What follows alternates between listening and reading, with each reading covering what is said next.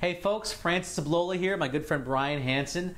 We want to welcome you to this interview. We're actually sitting here with a good friend of ours who we're going to introduce you to in a little bit. But what we wanted to do is sit down on a beautiful sunny day.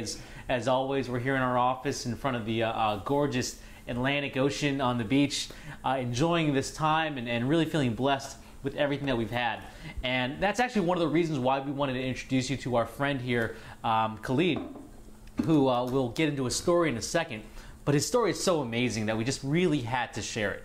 And actually, I'll let you kind of go ahead and tell us about yourself, but first how we kind of came and crossed paths, how the universe sort of worked for us. We put out an ad for sort of a marketing assistant maybe a year ago. It's actually been a year since we first met. And I got a bunch of resumes, but one person really stood out.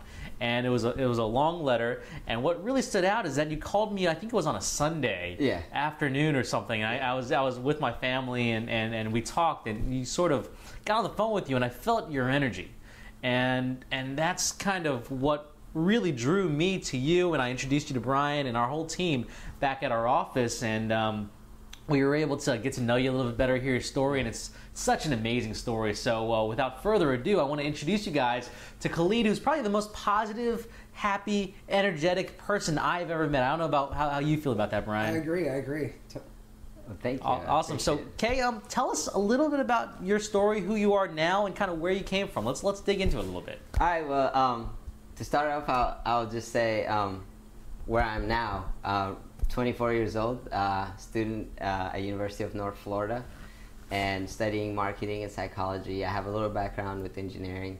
I went to University of Florida, but I knew I can do better things, you know, and I'm made for something else, so I needed people connections. So I changed that to marketing and psychology. And right now I kind of work part-time, and you know, basically have a lot more than than people my age would have. I work because I want to, not because I have to. Because you run several businesses at the same time, right? I do have several businesses that are basically run on their own. I don't really have to be there. It's kind of like I make a phone call. Yeah, basically. That's a pretty nice thing. I mean, the best part, especially with the cars, the way I've set it up is I buy the cars and then somebody else sells it. So just to fill in everybody who's watching right now, you're a car dealer. Yeah, I buy and sell cars with a few car dealers. I'm not I don't have one dealership. I'm partners with several. Yeah, and that makes it, you know. And we'll go into kind of how you kind of created those relationships, because another thing that Kay is so good at, we call him Kay in the office, but or Kay around. But one of the things that Kay is so good about is creating connections, sort of out of thin air, and just being able to open up doors just by having this sort of positive mental attitude about everything that sort of radiates this energy. I think that comes from the mentality that a friendly person meets more friendly people. Yeah. And I've always believed that, and I say, you know, if you expect positive from people, that's what you're going to get. And if you expect people to be bad, and they will be bad. You know, it's like the expectation you set ahead of time. And I expect good from people, and so far I've just met great people. Awesome. You know? And just to sort of recap where you are now, 24 years old, you're working part-time because you want to, because you save all of your money and you use it wisely. You apply principles from The Richest Man of Babylon, which if you guys haven't read that book, it's an amazing book, right? Absolutely, go ahead. I read it in one day. I couldn't put it down. It's like it really captures you, and those ancient philosophies, you know. When I read it, I was like, how did not everybody should have this book? Like, how are people missing out on this, you know? Absolutely. This is like just the door to abundance, kind of. Exactly. And so you're doing that, you're running multiple businesses because you're a hustler, you're an entrepreneur. But I want to kind of talk about how you got to this point. And this is what really stood out in my mind as such a powerful thing. And let's start all the way from the beginning. All right. Yeah. All right, here it comes. Yeah. Okay, I was born and raised in Afghanistan, Kabul city, that's where I was born. And growing up, of course, that's a country where the country has been in war for as long as we can remember, probably 100 years or more. There's always been wars going on there. Education level is very low. I mean, we have people living in caves still. We have nomads that basically travel around. So it's really like behind when it comes to technology and progress. So I lived in there, and growing up, there was all these wars going on. Like I was 6 years old when I lost my father, and that was hard to see because, of course, I grew up without a father. Yeah. But my brother became the father, and but anyways, that was really hard because not only I lost my father when I was 6 years old, I also lost my twin sister in a way because we all got really busy with the funeral, and she got sick and she developed this really high fever that affected her brain. So she became totally disabled. Mm-hmm. She can't use her arms, anything anymore. And so seeing that every day kind of takes you back in there. But at the same time, she's a great inspiration in my life because she writes with her feet. Mm-hmm. She goes to school right now. She's an amazing girl. And but anyway, so that's where it started. Kind of like I lost my father when I was 6 years old, and kind of grew up just moving around in Kabul City because the war. I mean, there were nights growing up, I remember you couldn't really go to sleep every night, a peaceful sleep, because you wouldn't know if you would make it for the next day, because there would be bombs blasting, there would be rockets shooting. I mean, all kinds. I mean, our house, we didn't have any windows anymore because every night a plane would show up and drop a bomb randomly somewhere. So what would happen is anytime the bombs would drop, the explosion, the sound itself would just blast all the windows. So imagine growing up like that. I was very fearful. I was scared of loud sounds. Sleeping was really hard for me, like growing up. At first, I wanted to sleep in a room where, like, maybe my brother was in the same room until he got married. So when he got married, I couldn't be in the same room with him. And then I would try to sleep in the same room where my mom was, but that also doesn't work, Yeah. How long are you going to do that? So I was about 7 or 8 years old, and I started coming up with this imagination. I started using my imagination trying to just go to sleep. And what I'd do when I went to sleep, I would wrap around the towel around my head so that if an explosion happens, I wouldn't hear it. But you'd always hear it. Yeah. I don't care how big the towel was, you'd always hear it. And there were nights that I couldn't sleep at all the way through the morning. So what I started doing was I would go to sleep and I would imagine this perfect, beautiful world where everything was green, like I would see an open green field. And then I would imagine like an ocean on the other side. And then I would imagine birds flying. I mean, it was totally peaceful. And I would just think about that. I would just imagine myself laying on this soft grass, this like really soft, comforting grass. The weather was just perfect. The sun wasn't too hot, but I could feel it on my skin, So every night I'll add more to how it felt to be in that world. And, some nights I'll be there running around like being a kid.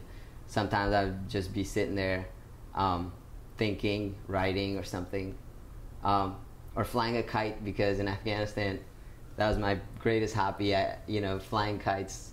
Everybody's a kite runner. Yeah. So I would picture those things, and that would put me to sleep, because just that would make me calm and everything.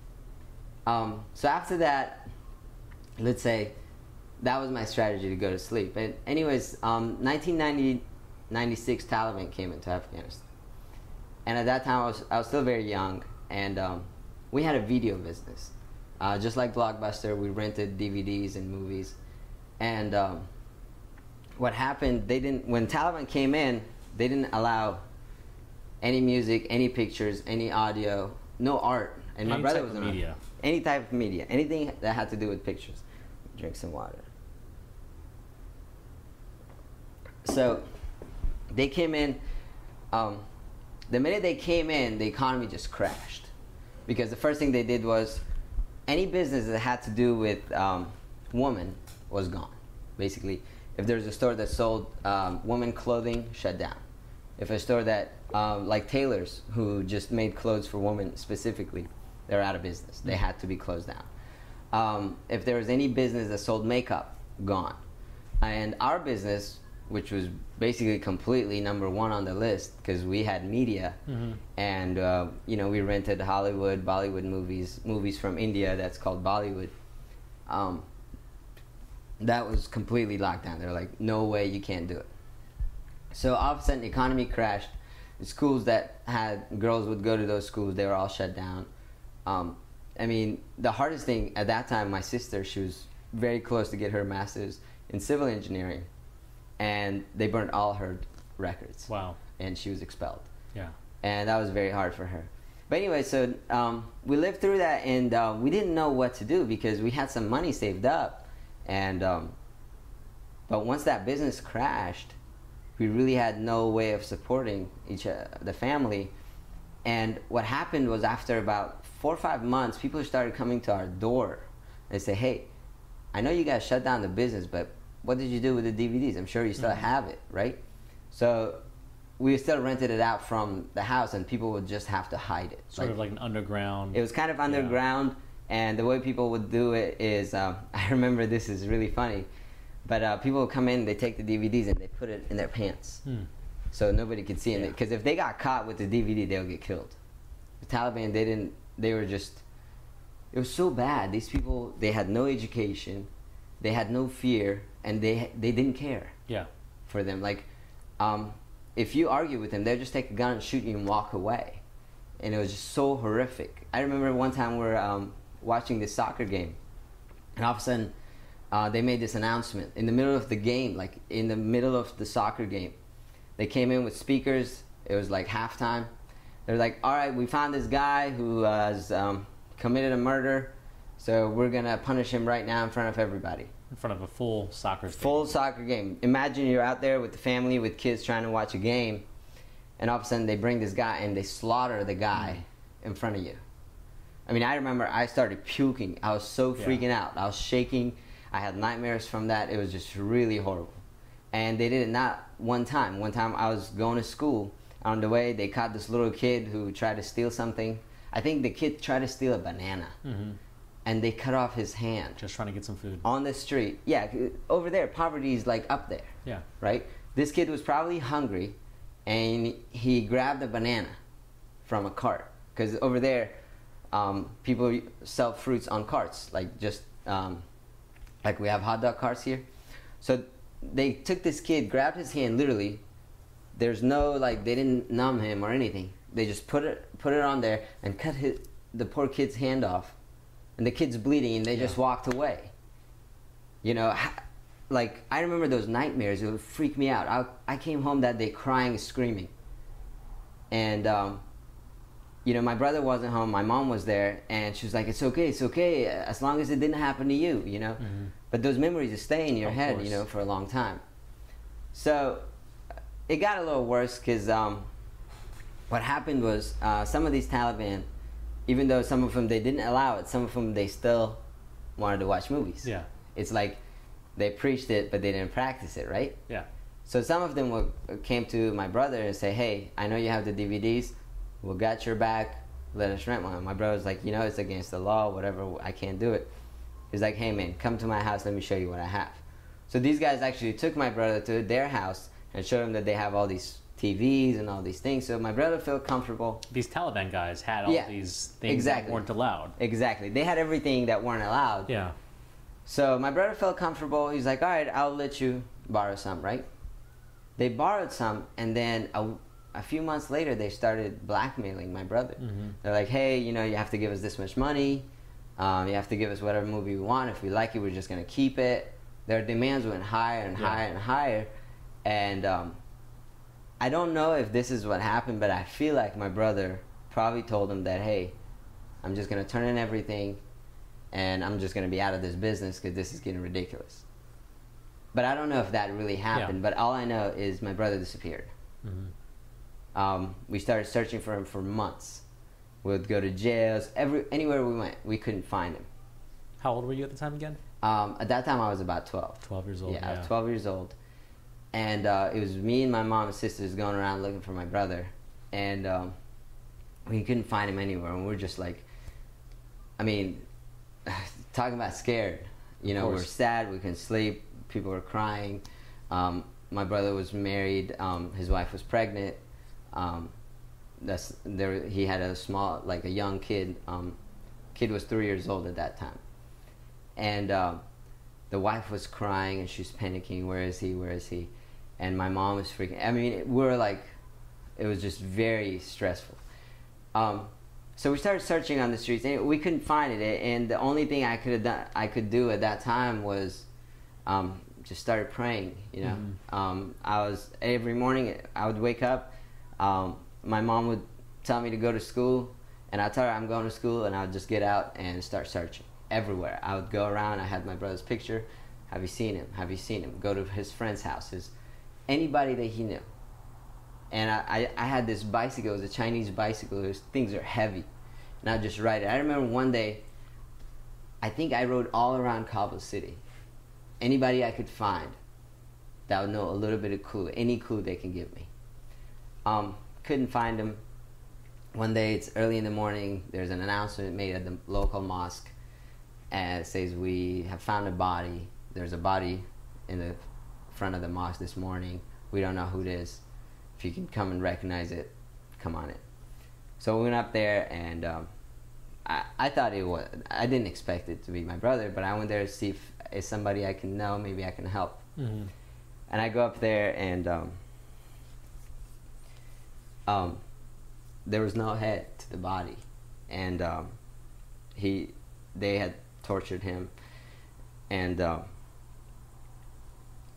it's kind of hard to remember, but I'm trying to. They had tortured him. They had pulled out his nails.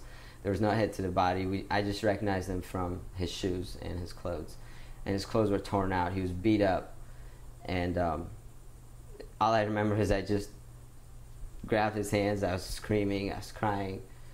I didn't know what to do. I didn't know where to go. I didn't know how to bring the body to the house because I didn't want my family to see it. I didn't want my mom to see it. But I had to, you know. Yeah. And my cousins showed up, and they all helped, and we carried the body home. And of course, it was chaos. And I remember, I still see my sister-in-law just banging her head on the wall, and my mom pulling her hair, and it was a bad picture. Yeah. You know. So fast forward just a couple of days later, we're still busy with the funeral, and all of a sudden this whole group of Taliban comes in. Mm-hmm. And they say, we know that there's no men in this house, there's only that one kid, and we're gonna draft him. We're gonna give him some. You. Yeah, they wanted to give me the weapons so I could go into war, and they wanted to marry my sisters by force. Mm-hmm. And I saw this, and I was like, all right, these guys come kill my brother, and now they want to marry my sisters. No way. Yeah. No freaking way. And I went to my mom. I was like, let's start packing, get some clothes. We're leaving. And mom was like, where are we going? I was like, I don't know, but we're not staying. But at this point, at 12 years old, you're taking charge. Oh, yeah, absolutely. What are you going to do? You know, your mom, your sister that you love totally, you know. And now they're going to be in a life of torture and misery for the rest of their life. What are you going to do, right?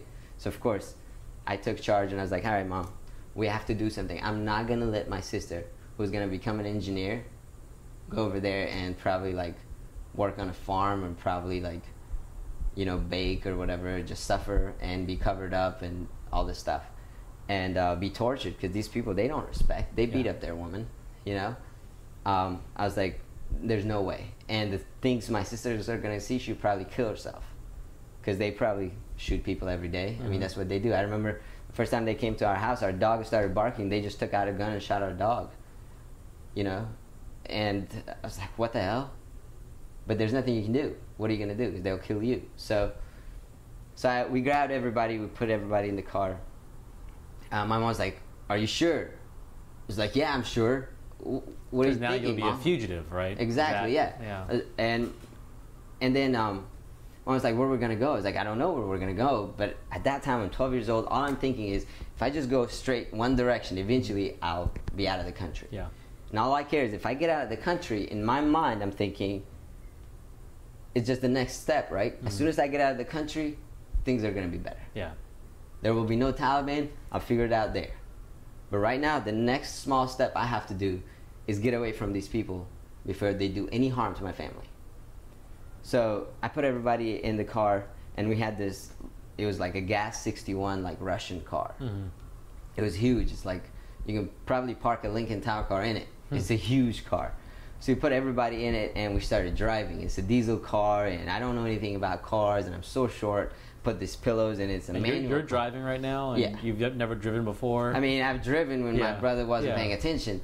You know, like sneaking. Yeah. Because he wouldn't allow me to drive Yeah. this whole tank thing. Yeah. And it's manual. You know, it's like a 3 gears manual Russian car, and So you're every trying now to and figure out the stalls, whole you know, thing. like, and, yeah. And so we just started driving. The money we had, of course, the bank accounts were already taken. Yeah, of course. We had no, we couldn't get any money that we had in the bank. And there was only one bank. It was the Afghanistan Bank, which that's what it was called. That's the thing that was printed on the bills, the Afghani bills, currency. But anyways, so that money was lost. Whatever we had, we grabbed it. We left everything. That house right now is nothing. It's just land. Yeah. Because after we left, they blew it up. No more. No, it's nothing. It's just land. It's on the side of the mountain. It's just plain land. Wow. Yeah. So we started driving, and I remember for like a whole day or two, we're driving. I'm not getting anywhere because, of course, my logic wasn't very accurate. Yeah. Afghanistan has mountains. You can't just go straight. You know, you got to go around and curls and everything. And so, of course, we got lost. We didn't know where the hell we were, but we were in one of the cities in Afghanistan. And all of a sudden, we found this guy he was a cab driver. And in the back of his cab, he had advertised that I drive people from this city to Pakistan. I was like, okay, great. Let me ask this guy. So I went up to him and said, hey, man, how do I get to Pakistan? And he was like, well, there's the bus station right there. You can just go and ride the bus. I was like, all right, cool. So I go to the bus station, but I'm like, all right, we have very little money. You know, if I give all this money to the bus guy, what do you have left? Yeah, we have nothing left. So, And are you being looked for? I mean, are people searching at for this you time, at this moment too? At this time, after 2-3 days, there are pictures of me all over Yeah. Kabul city. They're looking for me. Because now you're a fugitive. Oh, you're yeah. running. Yeah. So I I'm mean, running getting on away. a bus Like, is now a they're thinking- dangerous option too. Absolutely. So now what I do is just get I try to hide anywhere I see Taliban. I just Yeah. duck down because I don't know if they recognize me or not. Yeah. So totally fearful for my life. And I remember at one point I just took out engine oil from the car, and it was like used engine oil in the trunk. I just rubbed it all over my face. So I looked weird. I mean, it was this black face, but the dirt over there is like dust. It's like flour. It's very light. Yeah. So it all got onto me. So now there's no way you could recognize me. So I decided to just follow the buses. It's like if I just follow it, you know, You'll find eventually, one right exactly. there, yeah. They're gonna go to Pakistan. I'll just follow them. And I'm thinking, when I get to Pakistan, at least I'll have a car, right? If we can't find a place to live, we'll just sleep in the car like we've been doing, right? So, but that's not, of course, you know, everything doesn't work the way you planned it.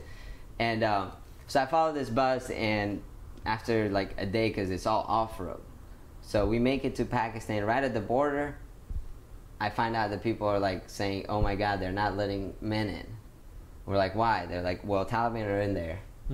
And if they see any men, they're going to draft them. Yeah.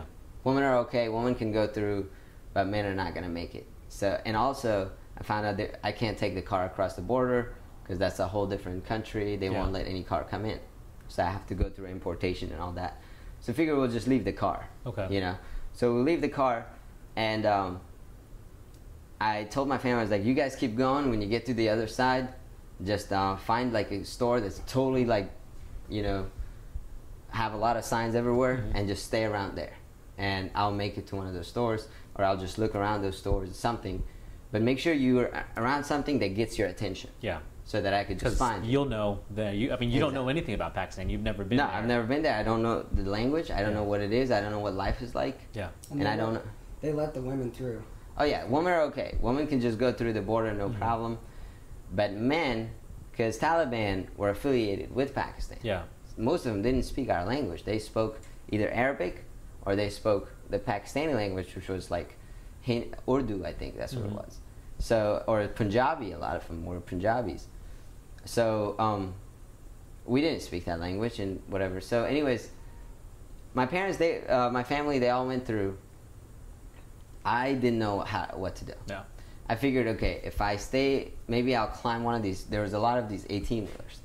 The first thought was, maybe I'll climb one of these 18-wheelers to stay on the top.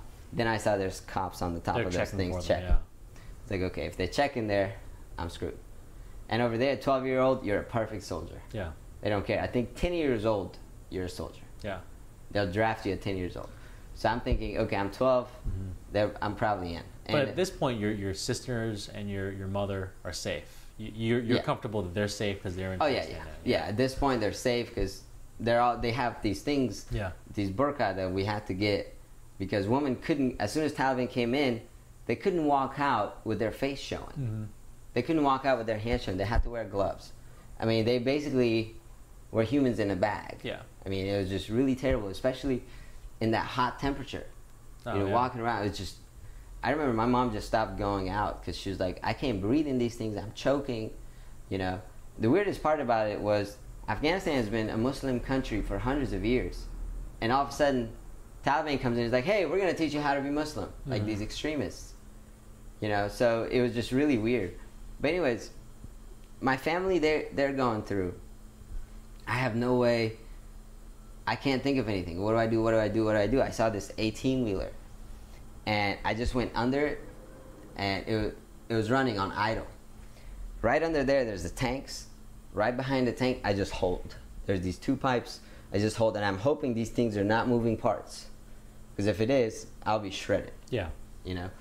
I just hold there, hoping that, eventually this is just going to go through the border, and I'll be all right. So I was under that thing for about, I'd say a couple of hours.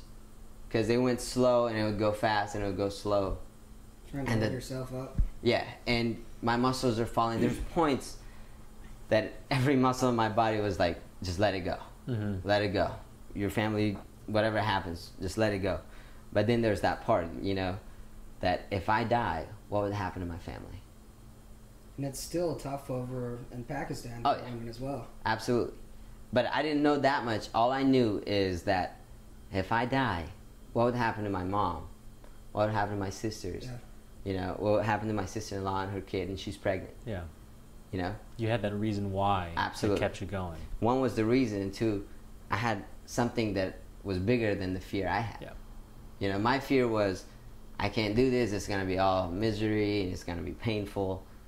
But then I had a bigger fear, and that bigger fear is like I always tell people, if you're afraid of something, find something that you fear more than what you're afraid of. Yeah. And just focus on that and that was what it was. For me, I had a fear that it's going to be a miserable life, but my bigger fear was that what would happen to my family? And I couldn't get that out of my head. I remember there was a point where I kind of grabbed one arm and just rested on the tank because I was so I was really tired. But you had to keep going. Oh yeah, I had to keep going. And that's when kind of that's such a good confidence builder because you all of a sudden something clicks. You start making this connection that mind over body. Absolutely. I had that at 12 years old. Yeah. And it's something that's carried over through the rest of your life. I mean, you have such an amazing story, but I think just a quick pause real quick for everybody who's watching is that one thing you said right there, that greater cause outside of yourself, thinking of, this pain is temporary, but what would happen if I wasn't there? And your story is obviously such a unique and moving story, but for everybody who's watching this in their lives right now, there could be some sort of struggle that they're being faced with, or some sort of pain that they're being faced with, or some sort of decision, and that they're having trouble making right now. Yeah. And when you find that reason why or that greater cause outside of yourself, being able to, and I know there's many situations in my life where I've come to the crossroads, and one road's easier, one road's harder, but the harder one I know in my heart is a better route. Absolutely. And obviously that's something you faced many times, but in that particular moment there as well. Yeah, and like you said, that at that point I had to make that decision. Yeah. And that decision was, I had to take care of my family, and I had to survive for them. I had to be alive for them because it wasn't about me anymore. If life becomes all about you, you'll be very miserable. Mm-hmm. And I think that's what happened. So eventually, the truck makes it across the border. We make it across the border. I get off this thing, and very scared, still nervous, trying to get out. And I get out and I start running, and nobody noticed, so that was cool. It was really crowded, a lot of people walking around at the border. It's just a chaos kind of a thing. But now you're in Pakistan. Now I'm in Pakistan. We're across the border. Everything is good.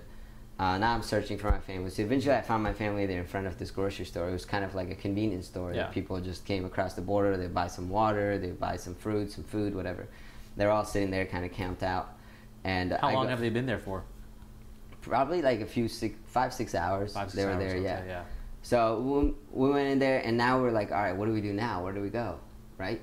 So we started, going around asking people. Nobody speaks our language. Like, what the heck are we doing now, right?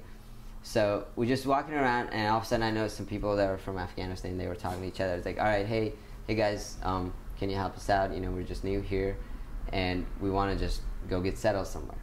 And the guy says, well, there's the buses. They go to the city. Because we're still at the border, which means we're way far from the city. Yeah.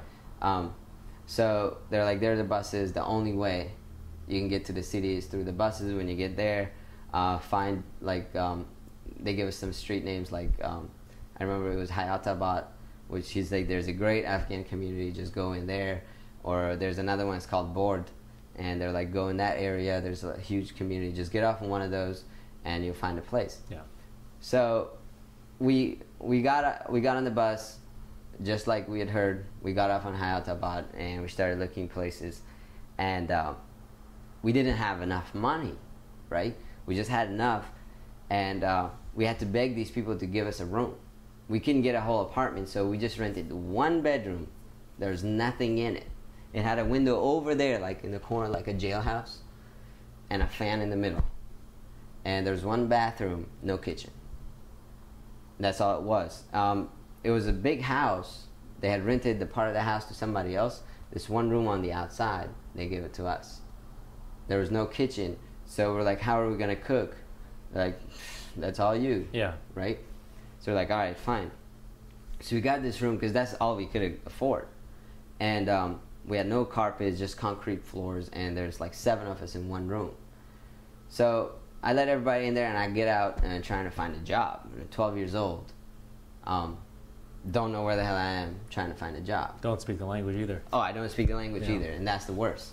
I'm 12 years old, I'm from Afghanistan, I don't speak the language, don't know where I am, and I have no money, and I've never had a job in my life. And now you've taken upon yourself to support your entire family, 7 people. Yeah, so I walk on the streets and started meeting some more Afghans, and I was like, what do I do? It's like, hey, I need to find a way to make some money to support my family. They just looked at me like they thought I'm just a stupid kid making jokes. Oh, they just ignored me. Yeah. Did they at that time have reported you like to Taliban? Or? No, they couldn't have reported me because there's no Taliban in Pakistan. Okay. Or maybe there, but there's obviously a different government now. Okay. But so you were safe from that end at that point. I was safe at that end, but what I wasn't safe that I didn't know about was there's a lot of human trafficking.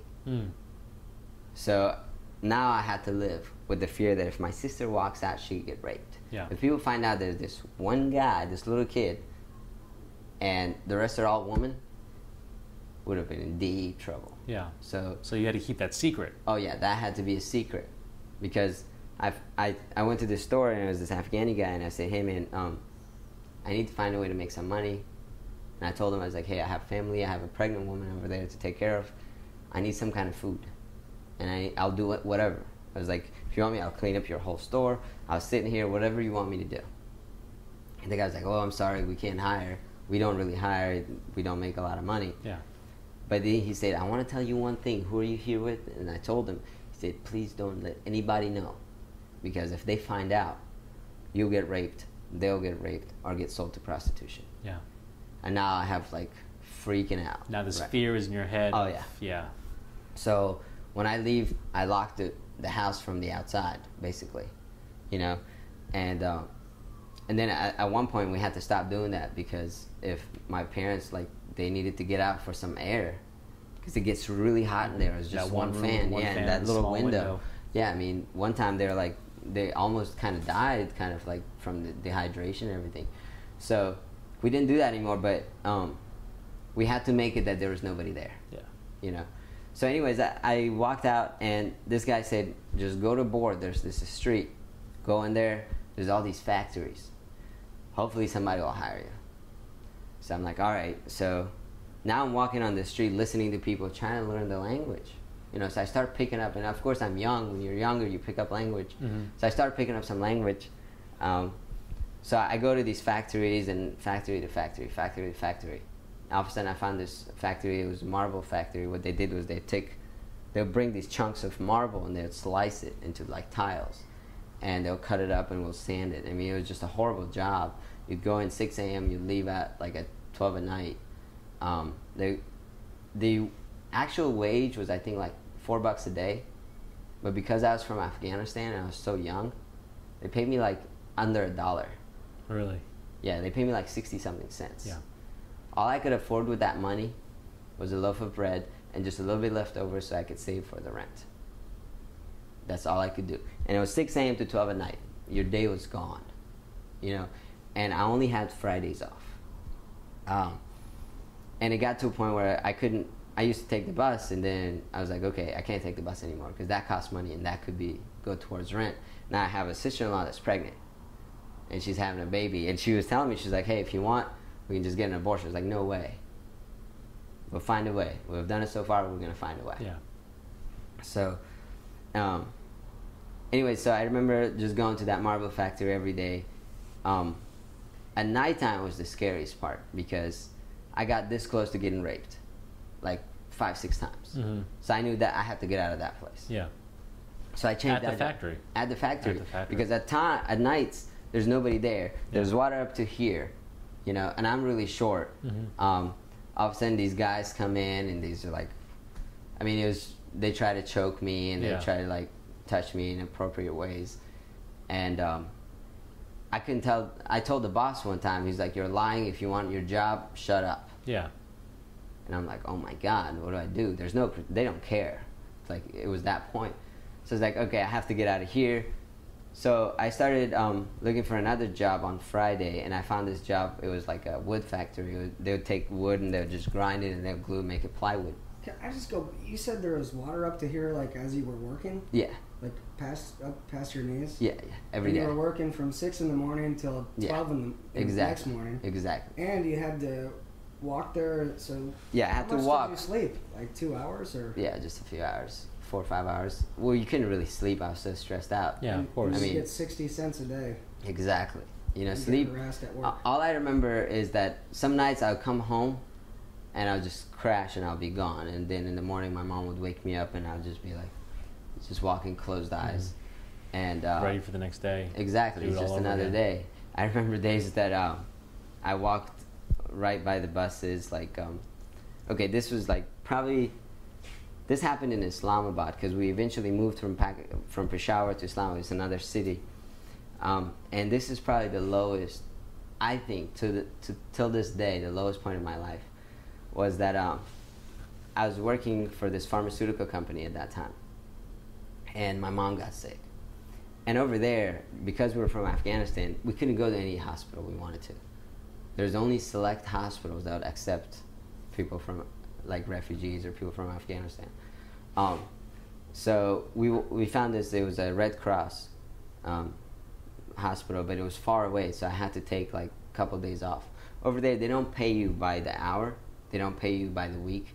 They pay you monthly. Every month you get paid for the 30 days you've worked. I had worked for this company for like 23 days, and I hadn't gotten paid, and I took a couple of days off to take my mom to the hospital because she was really sick.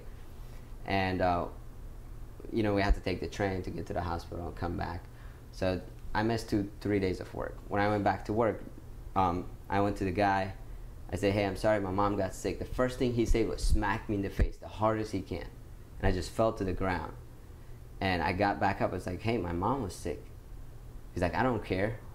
He's like, this company needs people, and we're not responsible for people's moms getting sick. So they didn't even care, and I was like, "What the hell is wrong with these people, right?" Because like they don't even care. Like, and I was like, Do you have a mother?"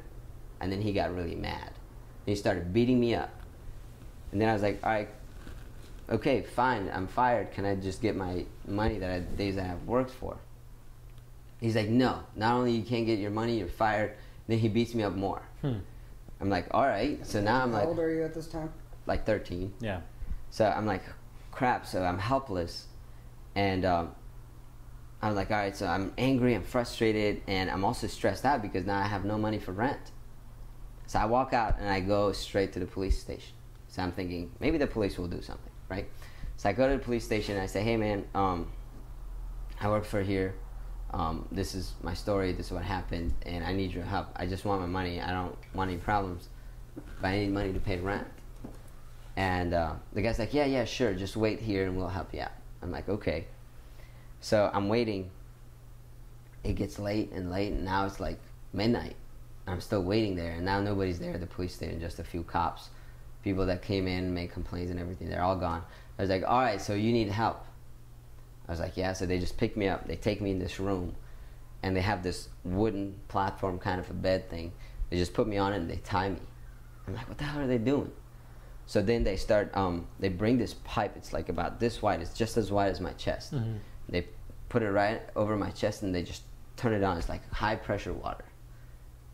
And then they started cussing. They're like, these are the Afghani people. And then they started whipping me. Like, I still have the scars all over my knee from that. So, because they started whipping me, hitting me everywhere.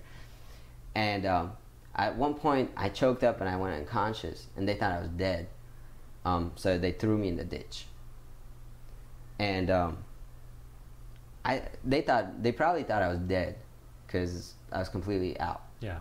So I wake up like probably hours later, scratched up everywhere, bleeding, black eye, lips are busted, nose is bleeding, just really like messed up. My knees are all cut up and everything. And I wake up and I'm right in the ditch. There's this river that supposedly has like really fast current and is really deep. That's what people say. If somebody fell in there, there's no way you come back because the water is just high pressure water. But luckily I didn't fall in the water, I was just on the side. So I climbed back up and finally make it home like probably 4 or 5 a.m. And every night that I came home, I would always bring a loaf of bread, you know. And that's all we ate. We ate water, loaves of bread. Some days, I remember days I just ate tree leaves and grass or whatever. And there was these grapevines. And the grapevine, the leaves were kind of like, they tasted kind of sour and it tasted better. Mm-hmm. So I ate those leaves all the time because they're free, and I was like, maybe this will help me survive, and it did. But that's all I ate. My teeth were all green and everything because I couldn't afford a toothbrush or anything. I remember I'd take branches from trees and cut it up trying to clean up my teeth with just wood, you know. Yeah. So anyways, I came home and every night, like on the way walking home, I'm thinking, why me, you know? What did I do wrong? I'm only this kid trying to take care of my family. And now I'm going to go home. There's no food at home. And I felt so weak. I felt so, like, done wrong. Mm-hmm. You know, I was like, this is not fair. It's like, God, there has to be something. I was just trying to find meaning. That's all I was trying to do. But at that time, like, you know, I was basically on the line of giving up. And I'll see buses, and every 5 seconds I was like, you know, I could just throw myself under this train and be dead and be over with. But then again, that same fear came back. What would happen to my sisters? What would happen to my family? What would happen to the kids? Because now my sister-in-law eventually had the baby, so now there's 2 kids. So you walk in, as soon as I walk in, my niece and nephew, they run up to me and it's like, Uncle brought bread. Because they were hungry as hell. Yeah. And I have nothing to give them. And I just like, I remember I was just sitting there, I'm holding them, crying. And I was like, what did they do? Mm-hmm. You know, they didn't do anything wrong. And they're hungry and they waited all day. And now they want me to give them food and I can't do that, you know. And I just held them, and my mom came, and my mom saw me like that. She knew something was wrong, but she didn't ask. We all kind of hugged together. And my sisters came, and everybody at this point, they're like really skinny. We've lost so much weight. I mean, my sisters, all you could see was just like really bones, like under eyes were like just blackened. I mean, we were just really in a bad condition. And it was that moment, like, and my mom said, it's okay, we'll be okay, you know. And so that was really my lowest point, because I felt so weak, and I felt like, I don't know, it was, for me, like, I felt like this was unfair, and that there had to be something I could do, you know, but I couldn't, and I was just crying that night. I cried all night, and anyway, so I guess, like, you know, things, we just moved on. There's nothing you could do. The next day I got out and started looking for another job, and now we're in Islamabad. Of course, we're in a different city, and there's this marketplace, and in that marketplace, because that night when I started sleeping, in my mind, I started thinking I had to do something to make more money, you know. And I remember I did, my brother was an artist, so I practiced drawing with him a little bit. So I figured maybe I should just start doing some art, you know. And so I went to that little marketplace looking for a job, and there was this Pakistani guy, and I talked to him and said, hey man, I need to find a way to make more money, because I need money. I didn't tell him my story because I was still afraid. Why? Now you know. Yeah, because I was still afraid that something bad could happen to my family. So anyways, he's like, you know, there's sometimes these people come in here and draw and stuff, and if you want, you can just do it in front of my store, you know, and you can make money. It's all yours. And all he sold was arts and crafts and stuff. So I was like, oh, this is perfect. So I was doing that. At this point, I didn't have any shoes anymore. I couldn't afford shoes because I walked so much. All my shoes had holes in it. Like, literally, there was 2 holes, right? Yeah. Where, like, my heel and all, there's like 2-3 holes. So I couldn't wear the shoes anymore. For a while, I put paper inside the shoe so that my foot wouldn't touch the ground. Yeah. But that got worse because sometimes the paper would cut, like glass or something would cut my foot. So what I started doing from there was I take the crust of trees and I'll just wrap it around my feet and walk on the tree crusts. And it looked really weird, but hey, my feet were safe, you know, it wasn't gonna burn and it wasn't gonna get cut. And my shirt was all messed up, and my clothes were really dirty. They was all sewn up. I'd sew it myself because that's all I had. All I had to do was just cover up, you know. And I was drawing people for money on weekends, and I started working for this other wood company. It was just the same, like, we're making plywood. And one day these 2 ladies came in, and of course I didn't know exactly if they were from America, but they were foreign. They were either American or Canadian, one of those 2. And they looked at me and they thought I'm just being an artist, being expressive, right? They're like, oh, we like your shoes. And I'm thinking, they're making fun of my outfit. But anyway, they're like, hey, draw me. And I was like, okay. So I started drawing them, and that drawing came out really well. Like, it looked really good. It's like the best drawing I'd ever done. And she looked and said, wow, this is so good. She takes out, like, a lot more money. She gives me, like, I think my fee was like 5 rupees, and she'd take out like 50 rupees, like 10 times that. Yeah. And she's like, here you go. It's like, what's that equate to? Like, to American, it's just $1. Like 50 rupees is probably $1. Yeah. Okay. Yeah, but my fee was like 10, 15 cents or 25 cents. That was really my fee was. And I thought she's doing that to pity me. Yeah. Right? Because my clothes are so weird, and she keeps on talking about my shoes. In her mind, I'm being this courageous guy who's being himself in a world where people are totally afraid to do that. Yeah. But the reality was something completely different. The reality was I didn't have shoes, I didn't have clothes, I didn't have money. Survival. Exactly. And I had nobody else to help me. I had no parents, basically. I was the parent at that age. For 7 people. For 7 people. And the hardest part was, if I was hurt, I couldn't show it. Yeah. I couldn't come home and cry about it. I couldn't come home and tell my mom how I felt, because my fear was that if my mom feels like I'm breaking down, that'll probably destroy her, because I'm her faith.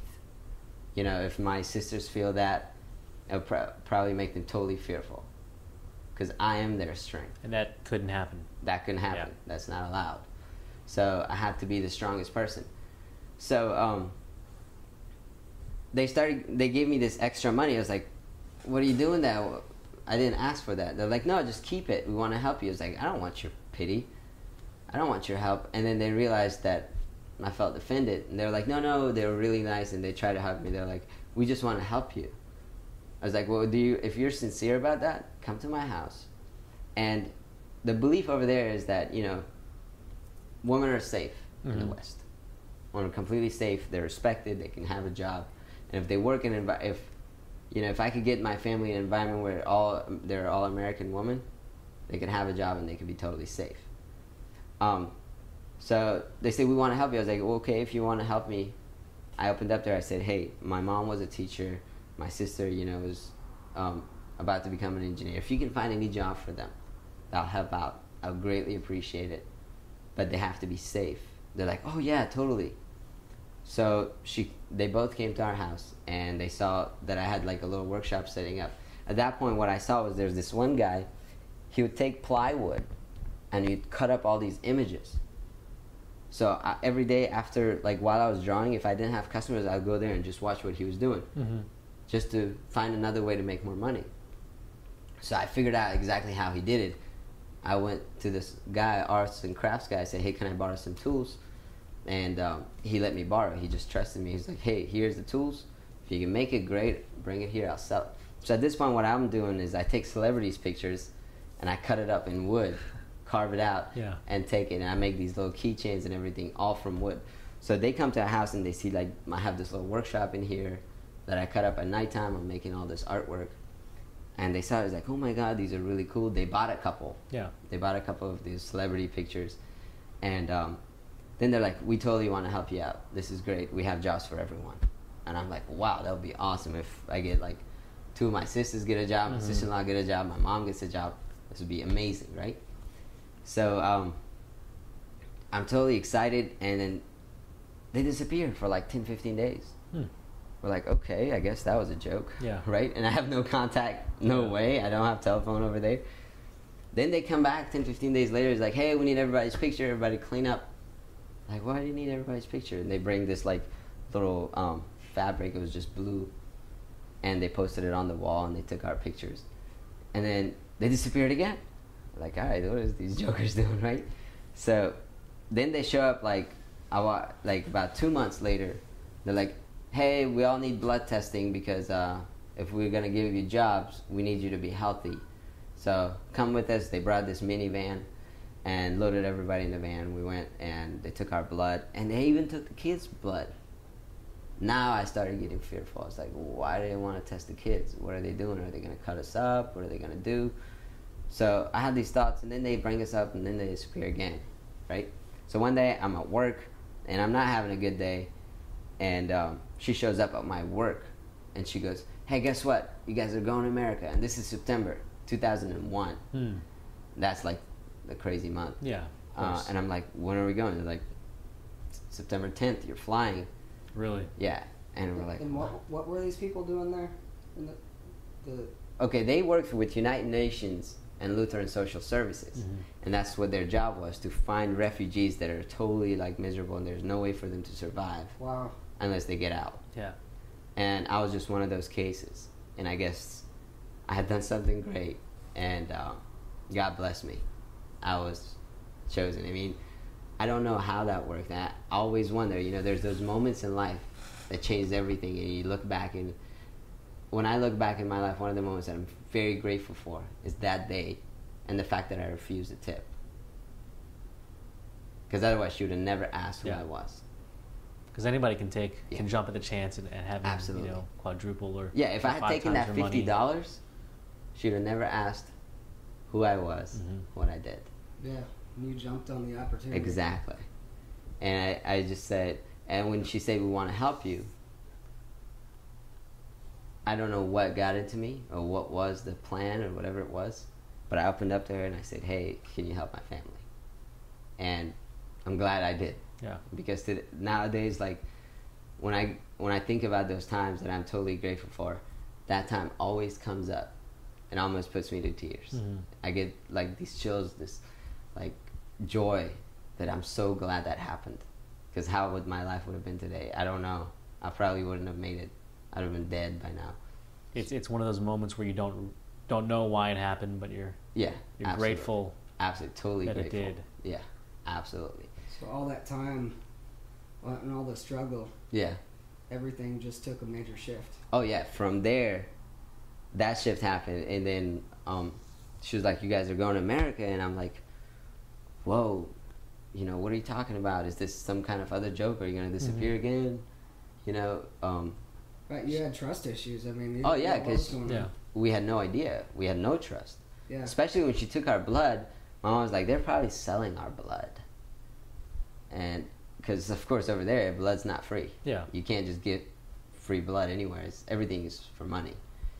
And my mom was like, they're giving us free rides everywhere. They're taking our picture. Why would they do that? You know, nothing is done for free.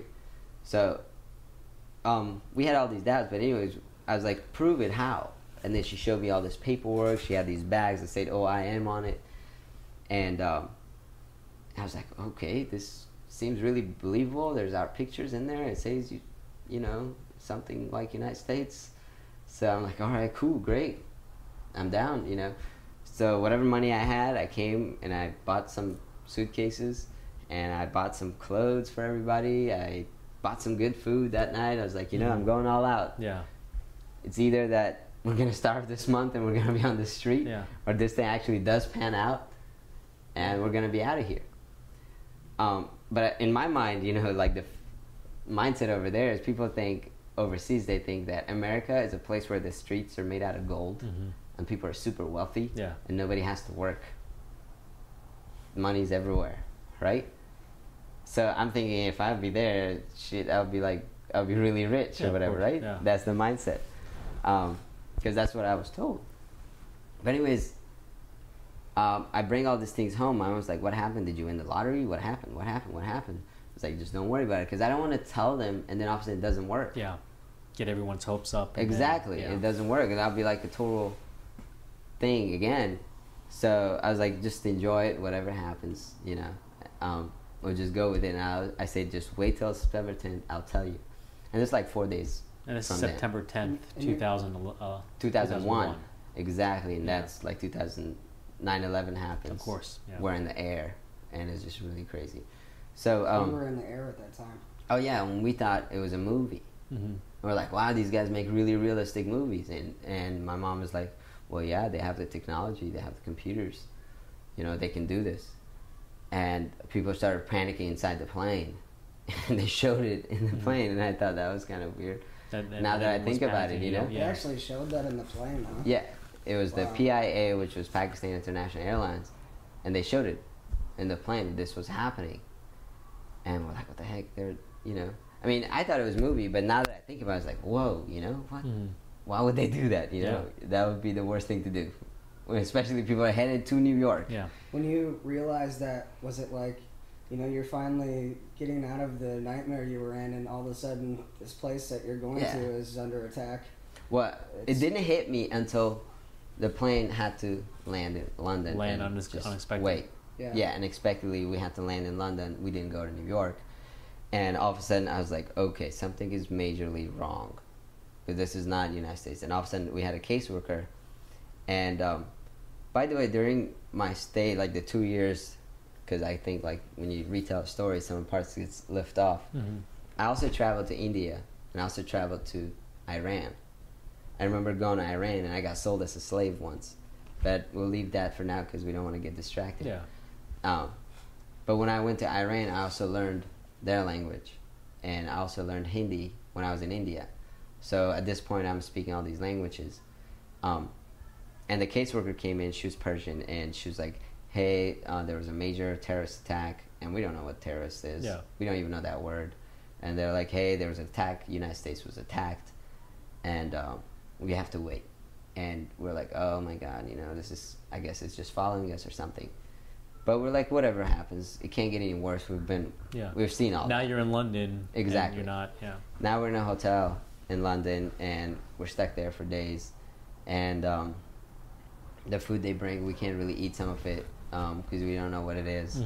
And we're all kind of fearful that what if they're trying what's going to happen, Exactly. So, anyways, days go by, and eventually we flew to New York. and from JFK, and then apparently I think we're supposed to settle in New York, but because of what was going on, they rescheduled, they changed everything, they brought us to Jacksonville. And when we got to Jacksonville, and this was really wild, because all of a sudden I came from a place where every night I was in total fear that one, I won't make it, my family won't make it, I might get raped, my family might get raped, all these bad things could happen, barely had any food to eat. All of a sudden we come here in this house, there's a 4-bedroom apartment, right? Already set up. There's no beds or anything, but there's an apartment. Mm-hmm. It has carpets. It has air conditioning. Oh my Yeah. God, right? There's a fridge. You used to sleep on concrete, right? Exactly. We Yeah. slept on There's concrete. a kitchen. There's a kitchen, Yeah. right? There's a swimming pool in front of the house. And I'm like, my mind can't just make it. Like, is this real? Is this real? And then they brought this card and they said, this is a food stamp. And we're like, what does that mean? They say, you go to stores, they give you food. There's money in this. We have never used a credit card before. We don't know how it works or anything like it. We're like, okay, why are they giving us food? So a couple of things happened. One, I started thinking, I'm dead, this is heaven. Yeah. And because it was such a major shock. Over there, people trying to kill you. Over here, people trying to help you. Why is this happening? Why is it happening so fast? And why is it happening to me? What do they want from us? Are they gonna, sell the kids? Are we all gonna be like part of some kind of smuggling or something? Are they gonna make us sell drugs? What are they gonna do? Maybe they'll cut us up, sell our kidneys. That's what my sister was saying. I think they're gonna cut us up, kill us, sell our kidneys.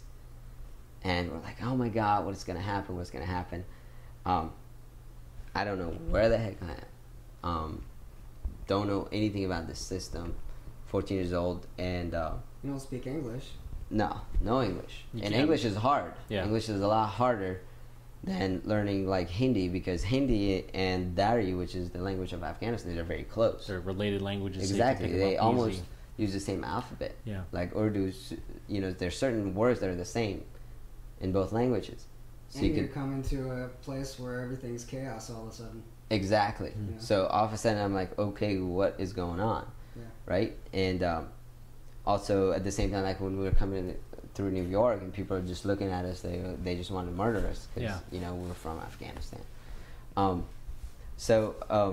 It was just really scary. I remember calling back Afghanistan and asking, well, I called back Pakistan, the company that I worked for. I said, hey, what happened to Khalid? Is he there? Is Kay there or whatever? And they'll say, oh, I think he went to United States, right? And I would go in front of the mirror and touch myself. Is this real? I'll scratch myself. I'll touch my mom. I was like, Mom, is this real? Is this real? And my mom was like, yeah, I think it's real. I think it's real. She accepted it. She thought she believed it from day one, but Yeah. I couldn't, because for me, it was just really a big shift. With everything that you've gone through. Exactly. And now I'm still thinking, well, I still have to work, right? But why is this card? Who do I have to pay back? Yeah. So the first day when they gave us the card, we didn't use it for like 2-3 days. We were like, who are we going to have to pay this back? And this is a lot of money. $1? Mm-hmm.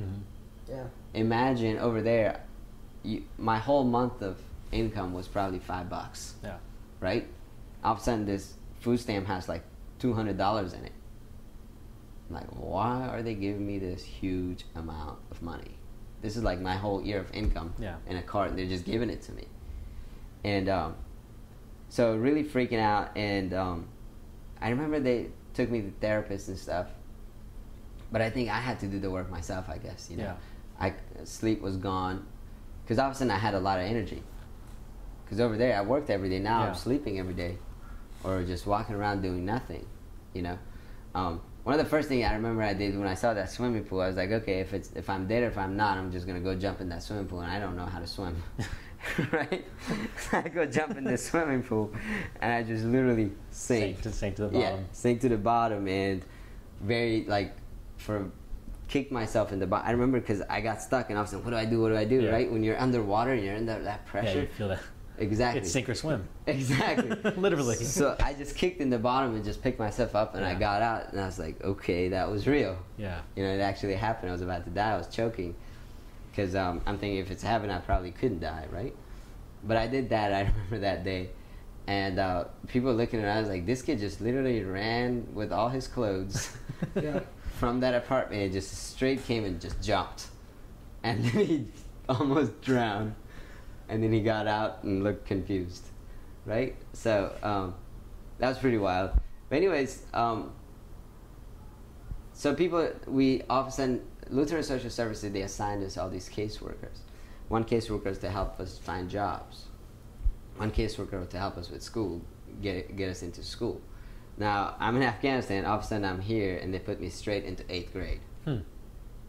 And You're 14 about this time? Yeah, I'm 14. So based on my age, and I have no background in American school system, yeah. right? And all of a sudden I'm in 8th grade. And I'm sitting with all, like, the classrooms are so different over there, over here and over what it was in Afghanistan. And I'm sitting in class, I can't talk to anybody. Because you don't know the language? Don't know the language. But also another thing was, which I'll go in more depth when I went to high school, was the fact that I had no friends here. I had no family. I had nobody. And for those 2 years, I didn't have friends, but at the same time, I was so busy, didn't have to think about those things. Right? Because I was always either working or sleeping. That's all I was. Or struggling, basically. That's all it was for the past 2 years. So all of a sudden, now I'm in this place, and now all of a sudden I have new needs, right? Kind of like, I want to impress people. I want to talk to people. And every time I try to talk to people, they just make fun of me. Because I don't know their language, and I try to say something, and I look stupid, and I'm dressed really weird. I'm still wearing Afghani clothes, because I don't know. I don't know any stores here. And they look at me as like, what is he wearing, you know?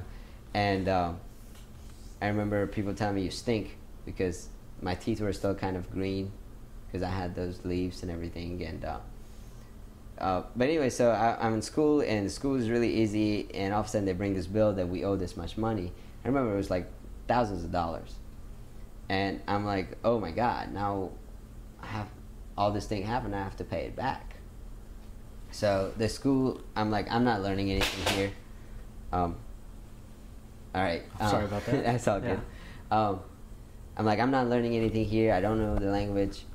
I might as well just go start working, because if I make only like 5-10 cents a day, it's gonna take my whole lifetime to pay. But whatever, at least we got a place to live now, you know, so it's probably worth it. And then all of a sudden the apartment people come in, they're like, all right, your rent is gonna be $800. And now I'm like, oh yeah, really, how am I gonna pay that? Yeah, on top of this thousands and thousands of dollars bill. Yeah. I have a loan, and all of a sudden I have this apartment rent. So we started freaking out. We're like, hey, we didn't apply for this apartment. Just give us a 1-bedroom, whatever. We don't want $800. We can't afford it. How are we going to do this, right? So they're like, no, you will do it. We'll find jobs for everyone. We're like, okay. My sister gets out. She tries to, like, you know, find a job, and they're trying to find a job. But they don't speak any English, so the only jobs they can get is, like, maybe at Walmart, and they pay them, like, at that time it was, like, $6. Minimum wage was like $6 or $5.75. That's what it was. And your sister, who was studying to be an engineer. Yeah. Yeah. But she'll do it. You know, she started working for this company. It was called Tech Packaging. So both of my sisters and my sister-in-law, they started working there, and I'm like feeling kind of like, no, I'm supposed to be working. And I tell this guy, hey, I need a job. And the caseworker is like, you're 14, you don't speak English. We can't find you a job. Where? Right? And you don't even drive. There's no cars in the house. And Jackson was a city. There's no buses. The buses come every 2 hours, and you can't just go from one place to another place taking one bus. If you go from, like, where I was to, like, Tech Packaging where my sister worked, I had to take, like, 3 buses. That would take 6 hours. You know? So I was like, bus didn't work. Yeah. So at the beginning, the caseworkers would come and give rides to my sister, but eventually they made a system where, like, people that work there, my sister would pay them gas money, they come pick them up, and they all ride together. So that was kind of cool. But anyways, at the same time, I wanted to have a job, and I couldn't get a job. So I said, no, I have to find a way. The neighbors, there was an Afghani neighbor that we had. I went and talked to them. They're like, hey, let's go to this flea market. We're all going shopping. You guys need to go shopping. They're like, yeah, they had a car. They lived here for like 9 years. So they're like, yeah, let's go. So we went to flea market, and I saw flea market kind of reminded me of what it was in Pakistan. People rented a table, and they'd sell whatever they wanted, right? And I was like, hey, maybe I could do my art here. right? But now I'm like, okay, how do I get here every day? Because I can't ask the neighbor to bring me every day here. So what I did, I started walking around trash cans over in the community. It was Southside. And I started finding these broken bicycles. So I gathered all these broken bicycles and took like 4 or 5 bicycles, made one bicycle out of like 5, 6 of them, right? And I went to the neighbor and I said, hey, can I borrow some paper and some pencils and an eraser? They're like, yeah, sure. So I ride my bicycle to flea market. I think it was a Monday when I rode to the flea market and it was closed. So now you have a working bike that you created. And Exactly. It was a weird looking bike. The front tire was like this small and the back tire was the regular tire. But it worked. Oh yeah, it worked. And it looked like this. I was just riding like this. But it moved. It was faster than walking and running. So no brakes whatsoever. Those brakes didn't work. So the only brake I had was jump off. Yeah. You know? Yeah, that was an emergency brake, by the way. Yeah. So I go to flea market on Monday and they're like, hey, we're only open Saturdays and Sundays. And luckily the guy that was at the door, because I didn't speak any English, he was from Pakistan. So I was like, I looked at him, I was like, you know, asked him, you know, are you from Pakistan? He was like, yeah, I'm from Pakistan. I was like, why is it closed? Did they shut down? Did they go out of business? And they're like, no, they only work Saturdays and Sundays. It's like, okay, great. So I come back Saturday and I set up, I rent this table. It was $12 to rent the table. For the day, for the weekend? For the day. And at this time, the reason I had that $12 was that they actually gave us some money, some cash money. And I told my mom, I said, let me borrow some of this. And, you know, when I make it, I'll make it. So, of course, I was pretty much the head of the house, but I always gave the money to my mom. Yeah. To just hold on to. She was like my banker, kind of. But anyway, so I went in there and I started drawing people for money and I was charging like $1. At first I started 25 cents. The guy was like, nah, what 25 cents? Yeah, you no. can't make money that yeah, way. make it up. I said, okay, $1. So when I put for $1 that day, I made like, I think $17 the first day. And I was like, this is great. I just made $5. Yeah. Awesome, right? And I had never made $5 in a day for the life of me, right? So I was totally excited. Came back next weekend, do the same thing, and all of a sudden there's this Afghani guy. He walks by and he's being really funny and he's like, draw me naked. I'm like, what are you talking about, right? It's like, I can't do that, right? And he spoke my language and he was like, what are you doing? He was like, you need to charge like $20. You're an artist. I was like, $20? He's like, yeah, $20. Just put a sign and say $20. I was like, no. Because I still have this belief, you know, I can't do that. He's like, just put $20. I said, okay, whatever. What do you have to lose, right? It's either I lose this day, you know, $12. It's either $12 or it's $20 on the other side or more, right? Yeah. You draw one, you have $20. Exactly. So I changed it to $20. And all of a sudden I drew 3 people that day. And I'm like, $60, yay! This is great income, right? So I'm excited. Next week I go there, that guy shows up again. He's like, what are you doing? You still doing this stuff? I was like, yeah. He's like, are you looking for a job? I was like, I would love to have a job. And he's like, all right, I have this store. Come work with me. And I went up to his store and he had a laundry business. And I started working for him. He saw me working so hard. He's like, dude, you're great, right? So all of a sudden he would pick me up in the morning, take me to the shop, and he would drop me off in the evening when he closed down around 8 or 9 o'clock. And school's about to start because my paperwork is about to be complete and school's about to start. Right. So I'm making really good money now because he's paying me like $7 an hour. And he saw me. I was one person running the cash register, cleaning the store, sorting the clothes. I was running the whole store just by myself. Before me, there was 4 people working. All of a sudden, everybody had to leave because I covered everything. Yeah. Right? So he's like, this is awesome. But while I was doing this, you know, I was getting to know people. People were talking stuff I still didn't know. All I knew was they would give me this little ticket. And based on that number, I'll find their clothes. I'll give it to them. And if people had to pick up their clothes, I'll show them whatever the price was. They had to pay me that amount or they couldn't touch the clothes. Yeah. You know? And one of the things I did was when people drove by at one point, I didn't like to sit around. I wouldn't let them get out of their car. I'll just run up to the front door, literally come out of the store, and they're like, I was like, pick up. Those are the only words I knew. I was like, pick up or drop off, and they're like, if they say pick up, and I'll say, do you have ticket? And they'll give me the ticket, and I'll go get their clothes, run back. And they really liked that, Yeah. and they started tipping and everything, and I wouldn't take the tip until he told me, he's like, hey, if they give you extra money. I told him, he's like, hey, they're giving me extra money, what do I do? He's like, that's yours. I was like, no, I don't want to take their extra money. He's like, no, you're supposed to. They're being nice. This is okay here. I was like, okay. So I started collecting that, and I take the clothes back out.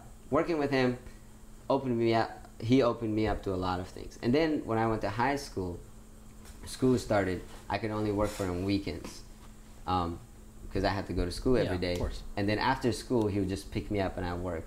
And for a while, I worked for him. And all of a sudden, he did something. I don't know what really happened.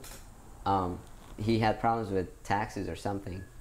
And I think IRS just took all of his stuff and auctioned it. So when the auction happened, I bought the van that he had for a store. I bought the van because I needed a car, and he's like, "Hey, you can buy it," and I bought it for very cheap. He gave it to me for like $800. It was like an old Ford F-150 van, or E-150. That's what it was. I had this old van, and the back of the van still had all the signs from his business. Mm-hmm. But now I'm jobless. I don't have a job. And I'm still in high school. And one of the things, when they auctioned everything, they threw out all the books and stuff. So I took those books and I started calling people. But this is about like a year and a half later. But let's say right when I went to school, the hardest part was I didn't speak the language. And the challenges I faced there was pretty intense. Like, I got rejected. I would like girls and they wouldn't like me back. I was made fun of at times because I dressed really weirdly, strangely, and all those things. But, you know, I had to adapt. One of the things I think I never did was I never went home and complained that there's something wrong with these people. Yeah. You know, I always said there's something I'm doing wrong and I had to change that. I think that really helped me. That mindset was like, what do I have to do? What do I have to do? It's like the saying, for your world to change, you must change. Exactly, absolutely. And that mindset was inborn. I never really, like, if something was going on in school, I knew I had a hand in it. You know, if I would always ask myself, you know, what do I want? How do I get there? You know, that was the main question, like, going on. Even till this day, if I want something, the first question is, okay, how do I want, or what do I want? You know, if something is going not the way I want it to, the question is, okay, how do I really want it? And then from there, okay, how do I get there? And then I just do something about it. So anyways, I was first at a regular school, and that school, it was Inglewood High School. I remember my teacher would give me the test, and then she would give me the book, and would say, she would highlight it, the answer, and say, just copy that in here. Mm. And I'll draw it, basically, and then I'll get an A. And I was like, okay, I'm not learning. This is so cheating, right? And I went to my counselor, and she was Persian. I said, hey, this is weird. I don't want to go to school. I just want to get a job, get out of this school. I'm not learning anything. I'm just cheating. And I'm getting A's. I don't want to waste my time. I don't want to waste your time. Just get me a job. Please get me a job. I have a loan to pay. I have a rent to pay. I have family to support. They're like, oh, I heard you're an artist. We have this art school. Would you like to go test it? I said, no, I don't want to. They're like, no, please do. And there was this lady, her name was Miss Lauren Reimer. She worked for Lutheran Social Services. She came and took me to this magnet school. It was an art school, Douglas Anderson School of the Arts. When I went Great there, school too. Yeah, it was a really good school. It was very hard to get in because they require an audition. The audition was they give you a math, an English, and a drawing test, or whatever your arts area is. So since they took me for art, for visual arts, I had to draw a still life. And they time you, and then they give you this math questionnaire that you had to solve that, and then they give you an assignment to write an essay. I can't write the essay. I don't speak the language. The math, I aced it. That was like, I was really good at math. So I did the math part, and then the drawing, of course, aced that one too. When it came to English part, I just looked at it, I was like, okay, hi. Yeah. You know, I don't know anything. And then they're like, okay, we can't accept him. He doesn't speak English. I remember this, one of the teachers, he was like, no chance. Mr. Hatcher, he was like, no chance. He can't make it here. We have really good, smart kids coming here. He can't even read. It's like, no chance. I went to my caseworker. I said, hey, just tell them to give me one chance. You know, they can kick me out anyways, anytime, right? Yeah. But give me a chance, you know, and I'll make it happen. And they did. They did give me a chance, and I'm grateful to that, because that school really changed a lot of. I learned a lot. I met some cool people. I was able to express myself. In that school, I was able to be who I was and wasn't really judged by it, because it was an art school. Mm-hmm. So people dressed all kinds of ways, you know. Yeah. So anyways, when they gave me that, all of a sudden I had like 3 or 4 months to learn the language, because if I didn't, they would kick me out. And I actually liked the school because there was art, and I'm thinking, if I become an amazing artist, wow, I could really pay this loan. You know, I could make an amazing painting and sell it and pay all my debt, right? So everything's, I mean, I'm noticing that everything that's driving you is really the reason why, and to be able to support that greater cause for you. The whole thing was to take care of my family, Yeah. and that was basically my purpose was already determined for me. I didn't have to find a purpose. I had a purpose. Yeah. It's like nowadays, you know, growing up here now, when I got exposed to these new philosophies that people say, you know, you have to find a purpose. And it's so true. You know, the two things I think is very true is, one, you have to take care of your relationships with people and with God, or your spiritual relationship, whatever it is, you know, if you believe in a God or you believe in the universe, whatever you, a higher power, whatever. But take care of that relationship, take care of your relationship with people, and also take care of, you know, you always have to learn and grow and have that, that purpose though. That purpose is very important. Have to have a mission in life, what you're made for. Yeah. What are you doing every day? Have that one direction to move towards. And I think your I had purpose that. was given to you. Yeah, I was gifted. That purpose was take care of your family, protect your family, the people that you love. And I feel like I'm grateful for that, because now looking back, you know, all those things happened in the past, even though it was terrible and it was bad. Yeah. But now it gives me, now at this point, I'm ready to give back. Yeah, you have an additional purpose, which we'll talk about Absolutely. a little bit later. But yeah. And now my purpose, I remember in 2004 I got interviewed and by Jacksonville.com and the Times Union, and that's on Jacksonville.com, and you just search my name and the stories in there.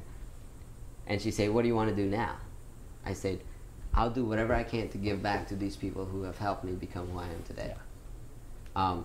You know, and that mission is now one of the missions, to give back, to help more people become a public speaker, to inspire, help people realize that, you know, you can be at the lowest point, but if you know what your purpose is, what you're made for, just go with it, because life will test you so many times. I mean, I got tested here again and again, you know, like especially when I went to that high school, I had to memorize the dictionary. I had to learn the language within a few months.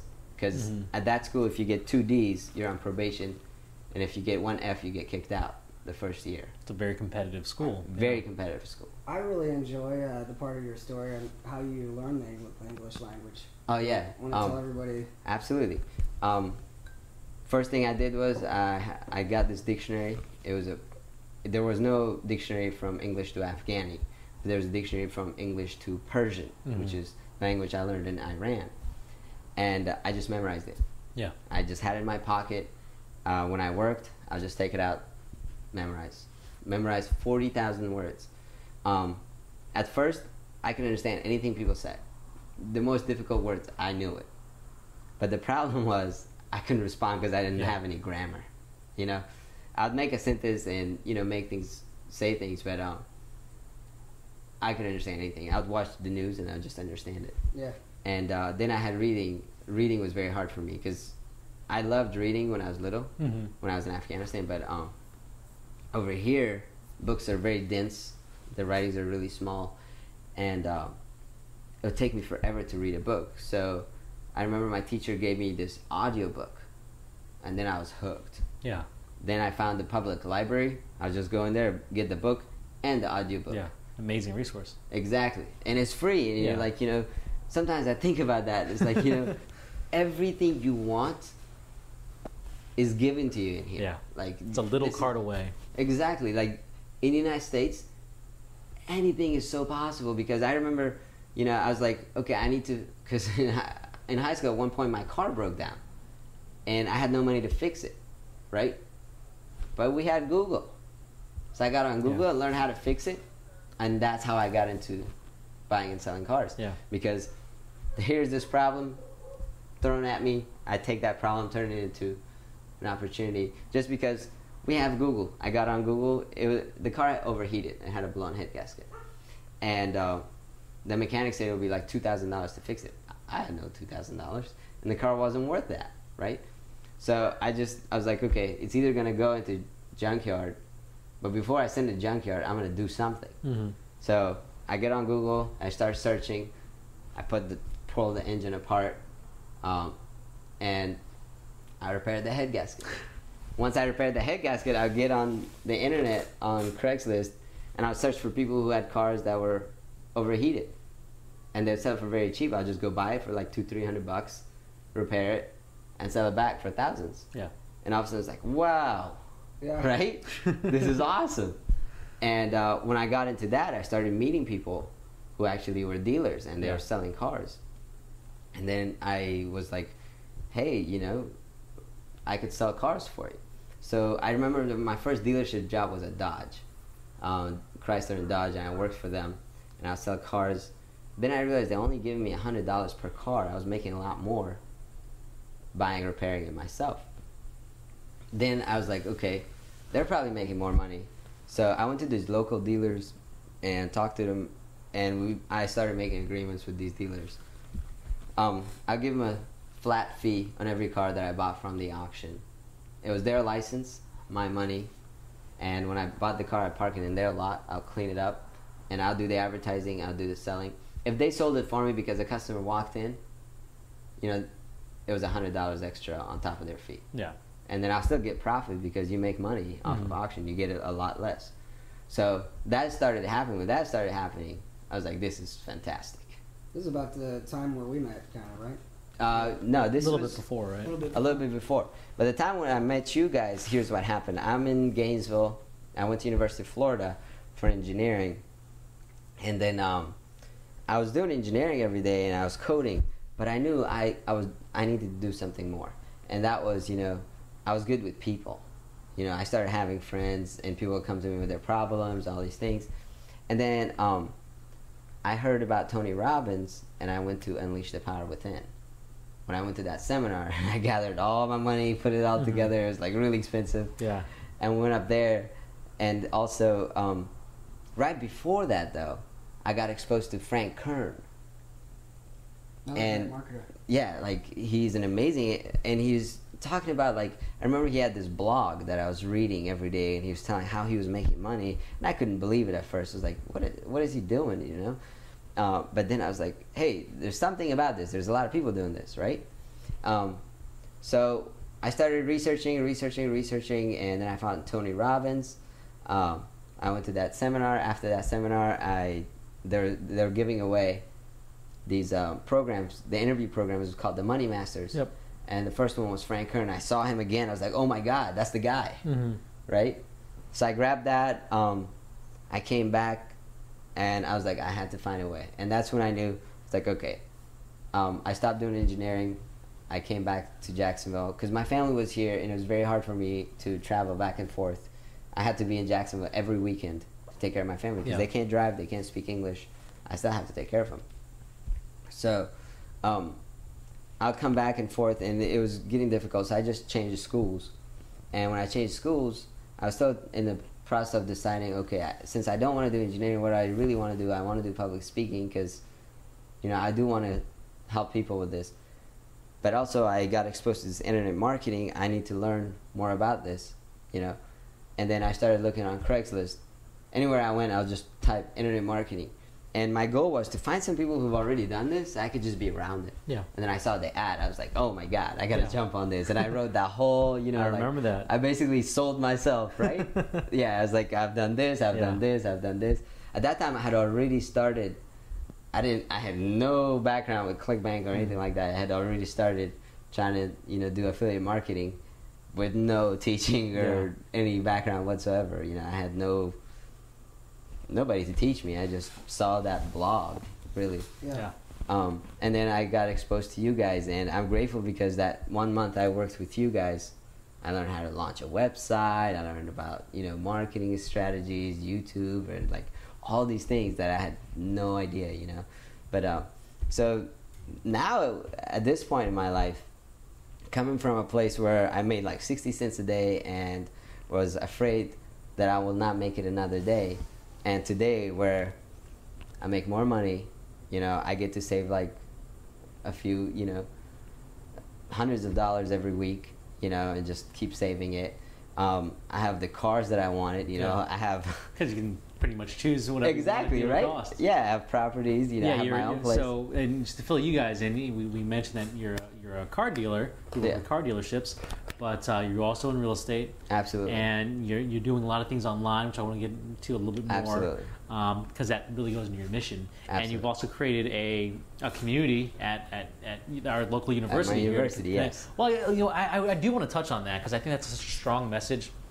I know we've probably run longer in this interview than we planned, so, but it's great information. But one of the things that we've talked about in kind of our earlier conversations is your ability, amazing ability to connect with people.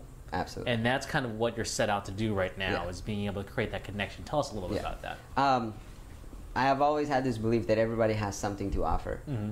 And like I said, I expect the best out of people. Anytime I see people, I believe that they have experiences that I haven't had, especially if they're older than me. Yep. They know something that I don't know, and I'm always open to learning new things. Yeah. So I always ask them, like, the best way I think to connect with people is to see what they're into and ask them their opinion about it. Just ask them, you know, if they're like, because I remember the best way I started connecting with these dealers was, how do you make money with these cars? Show me, right? And trust me, people who are good at something and they're great, and you give them that position where like they feel like they're trusted and respected, they help you. Yeah, they will help you. They love to help you. It's like they feel like, you know, trusted and everything. So I ask him, all right, I would ask people, you know, how do you make more money with cars? And then this one guy told me, he's like, instead of buying older cars, you can just buy a newer car. Maybe you sell one car, but your profit margin is a lot higher. You know, because if it's a $10,000 car, your profit is probably like $3,000. But if it's a $1,000 car, your max profit will be a few $100. Yeah. You know, that was one of the greatest lessons I learned. And there might be less to repair. Exactly. Also, yeah. Newer cars, you don't really have to repair. They already look nice, you know. And all of a sudden, your clientele changes as well, because all of a sudden you deal with people who actually have money, right, as opposed to people who don't have money. Yeah. You know, and that shift. Because I remember I talked to this guy, I said, all right, if you give me your best advice, you've sold cars for like 15 years, what would that be? And he said, buy newer cars, sell it to people who have money, not to people who don't have money. Yeah. It's easy, simple, right? Once exactly. But it's that experience that you learn from. I didn't have that. Yeah, absolutely. My mindset was, there's a lot of people walking around with $2-3 grand in their pocket. Yep. And there are only a few people who walk around with 10 grand in their pocket. No, that was just my thinking. Mm-hmm. That's not true. There's just as many people, or even more, with people with more money. But the best part is people who have more money, they're not stressed out. Yeah. They're happier clients. And when you sell them a good car, a newer car, the car doesn't break down, now you have a long-term relationship. Because there's one thing strange about this market is that people judge you by that product. I didn't make the product. Yeah. I bought the car just like they bought it. I bought it used just like they bought it. But sometimes cars do break down. I think a really key point that Kay has here is to make things about other people instead of yourself. Because I come from a background in sales, and when you get on the phone and you start talking about yourself or your products, you're going to lose the sale. Absolutely. Where if you ask people about their lives and get them to open up, they're going to talk and they're going to sell themselves. Absolutely. By asking questions. And exactly. Almost same goes having a job. I mean, if you make your boss look good, that's how you get ahead, not trying to make yourself look good. Oh, yeah. And it's by positioning things to the other person is how you always get ahead, and I know that's your style. I totally agree. Absolutely. Yeah. And that's the idea. Like when I meet people, that's the first thing I do. Tell me about you. You know, what do you do? If it's a guy, you know, like on campus, if I meet a guy and ask him what's their major, and then I say, what do they love about it? You know, and they tell me all these things they love about it. You know, and I say, well, what are your plans? And then they tell you about their ambitions and their goals and everything. And all of a sudden, they've been talking about themselves, and all of a sudden they're like, well, how about you? And they start talking to you about it, right? And then all of a sudden, you know, we have something we share together. Now we're kind of friends, you know, because once you share something about your past, you could really, like, that rapport, I guess. Once rapport is built, people connect. And that's one thing I do is I make people feel superior, feel like they're valued, their opinions matter, they matter as a person. And that's one thing that has helped me connect with anybody that comes my way. That's definitely it. I respect them before they even know it. I know that they have things, that experiences or knowledge on something that I don't know about, and I can learn from this person. Just that mindset right there. And I'm really excited right now because, you know, Kay's about to go out and start helping people overcome roadblocks in their life. And what's really interesting to me is I don't know anybody out there helping people overcome roadblocks and do what he's about to do that's ever gone through so many roadblocks. I mean, he supported his family since 12 years old. He worked for $5 a month. He got traded as a slave. He was beat by his boss. I mean, just the stories that he's told us today, I mean, I don't think anybody can tell me of any person out there trying to help people with their lives that have actually gone through and experienced that kind of stuff themselves. There's a difference between learning about these things and passing along the information you learn and actually having that core, you know, experience that he's gone through. There's really nobody I would like to listen to more when I'm having hurdles in my life than someone like Kay that's gone through all this stuff. So, you know, Francis and I couldn't be more excited about what he's about to go set off and do. And, you know, you're looking at a guy right now that I fully expect to see all over the place within months from now.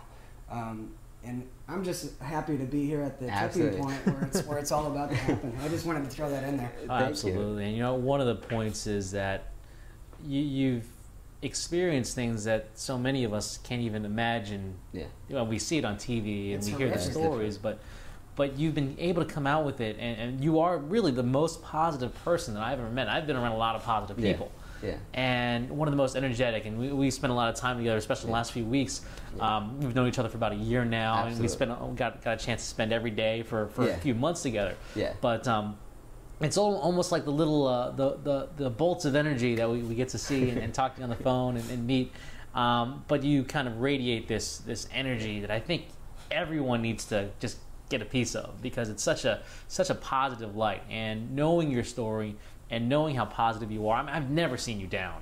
I mean, you know what I mean? And you work for us, so it's like, you know, I've never seen you down. You know, it's like, and that's such an amazing thing. And it's so easy to get wrapped up in our everyday lives. You know, and maybe there's a financial struggle or a health struggle or some sort of, you know, family thing, or even the small things, like somebody cutting you off on the road, and that ruins your day. But finding that purpose and knowing that there's a greater mission and being able to reach out and help others is such an amazing thing that you do, and we really appreciate that. I want to add to this a little bit, because for me, you know, I know it's hard for Kay to come and share a story, especially, you know, it may have not have seemed real positive because it's such a horrific story and what he's going through has been terrible. But, you know, one of the things that always comes to my mind and makes me want to cringe is the roadblocks I put up for myself during my life after hearing this guy's story. And to me, like, I would think that a guy like this would look at somebody saying, you know, I can't do this because, and just want to get sick because, you know, it's just, you're seriously putting this up in front of you. But instead, he continues to just look into their problem and try to help them with it. You know, I would have a problem taking somebody serious complaining about the things that they have in front of them. And I get down on myself a little bit looking back at the things that I've said, you know, I can't do it because of this. And you hear a story like this, like Kay has, it's amazing. But, you know, instead of looking down on people for putting these roadblocks up in front of themselves, he tries to help, and that's exactly what he's doing at his school, is taking people that are running into challenges or may not have friends yet, and trying to make them feel comfortable, and just a really great story. I love what you're doing. Yeah, and I want to mention about that. I created this group at my university is because I went to several universities, and when you first go to a new university, a couple of things are going to happen. It's just like it happened when I first came to U.S. When I first got here, I had no friends, no relatives. I never had a parent, really, because my mom wasn't really a parent. I became the parent. I had to be stronger for her. She was already broken up. She was really hurt. So if I needed to talk to somebody, I had nobody. It was just me. I didn't have anybody to talk to or come to and say, hey, this is what's wrong. I just had to handle it all by myself. It's like, after a while, I just had to develop that certainty within me. When everything was going wrong, I just show up as like, let me handle it, kind of a thing. But so one of the challenges people face is when they go to a new city or a new school is that they're in a new environment. They don't know the city. They don't know anybody there, and they don't really connect with anybody. They have no friends, and they feel lonely. And I've felt lonely. I'm sure you guys have felt lonely sometime in your life, and it's probably a really terrible feeling. Yeah. It's easy to feel lonely in a crowded world. Exactly. Yeah. It's very true. And since I came from a country where it's a community-based culture, in a country where the focus is on the individual, people over here feel lonely in a family. Forget about, when they're living all by themselves. They feel alone within their own family because over here there's all these social pressures about, you can't really tell everything about yourself to people, so people don't really open up all the way. And when you don't open up that way, you don't really have a relationship with anybody, right? So I thought, okay, I need to create an environment where people come together, share hobbies, maybe like hang out and have friends, especially these kids who are completely new to this school, right? So I created this group. It's called UNF Friends, which is UNF stands for University of North Florida. And it basically, that vision I had is just coming very, into real, like it's becoming real every day. Because I remember like when I started the group, very quickly, within a week, I had 24 members all of a sudden. It just very quickly, like 24 people joined in. We started hanging out. We had a beach volleyball day, and we went one day, we cooked out. We had a beach barbecue, and I took money out of my own pocket to make this happen. I fed everybody and everything. But the changing moment was when this guy came up to me, and he was in tears, and he said, "Thank you so much for doing this, because I had no friends. I felt so lonely. I was in my dorm, and I would go to sleep crying because I didn't know anybody, and I didn't have a car, and I would go and pick him up from school, and we'll go hang out and everything." And he was like, "I feel very welcomed, to be part of this group. Thank you so much." And I was so touched by that. I was like, oh my God, I'm actually doing what I thought I was going to do, and this is actually happening, Because the thought came into my mind like one weekend. I was just sitting around, it came to my mind, and an hour later I started the website, and I started going at it, right? I started printing flyers. And so now the group is getting bigger, and I talked to the university, and they're going to help me advertise it and make it bigger. And awesome. The website's under construction. I started the website. It's called unffriends.com. Right now, people are going through meetup.com. It's a social network. They join in there, and we put all the events. Like this Thursday, I'm taking everybody on a road trip to Ginnie Springs. Nice. I just bought a van. It's a fun place. Yeah, I bought a whole this big van that I can fit 12 people just for this group, so we can go out and have road trips now. And I'm so grateful that now I have the means to do that. Yeah. Yeah. And 10 years ago, I couldn't imagine. Yeah. While supporting your family. Oh yeah, while supporting my family on top of that. And your business is on autopilot. Business is on autopilot, and now I'm moving towards my greater purpose, which like 2004 when I first got interviewed, she said, "What do you want to do now?" I said, "I'll do whatever I can to give back to these people, to this country, people who helped me, get out of that, terrible life, to this amazing life here in America, because everything is possible here. Yeah. I still believe. And my belief now, it's not really about the money, because you can make the money. Things are not going to make me happy. Of course, you got to have money to help you, you know, pay your bills. That's the important part. But at the same time, what I feel like makes me happy is giving back to people, contribution, making a difference in someone's life. Yeah, I haven't changed the world yet or whatever, but I've affected some people's lives. I've touched some lives. And well, you I'm know, grateful with every for that. person you touch, you change the world. Yeah. There you go. I was just thinking in my head that it all starts with a dream, and in Kay's case, literally. Yeah. Kay used to dream at night, you know, while bombs were going off, about this place so he could sleep with green grass and ocean, and you know, now he's living here. So, Yes, I mean, I remember the first time I came by the beach, and I broke down. I literally broke down. I was crying because that vision I had when I was 7 or 8 years old or 10 years old, that little scenery that I had that would put me to sleep, that peaceful world, I live there now. Yeah. And that is just, It's a miracle, you can call it, or it's a gift, whatever you want to call it, but it's real. yeah.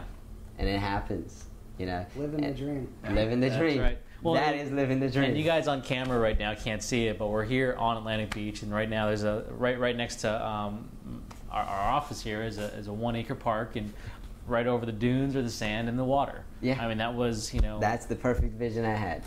Yeah. And the first time I came to the beach, of course, that's where I came. There was a pier back in the days here. Mm. But I came and I saw this grass, and over the grass is the water. Yeah. And I'm like, wow.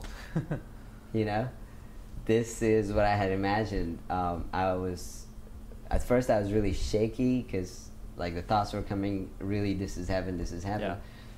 But at the same time, I was so grateful. I had like all this gratitude in my heart, just like radiating energy all through my body.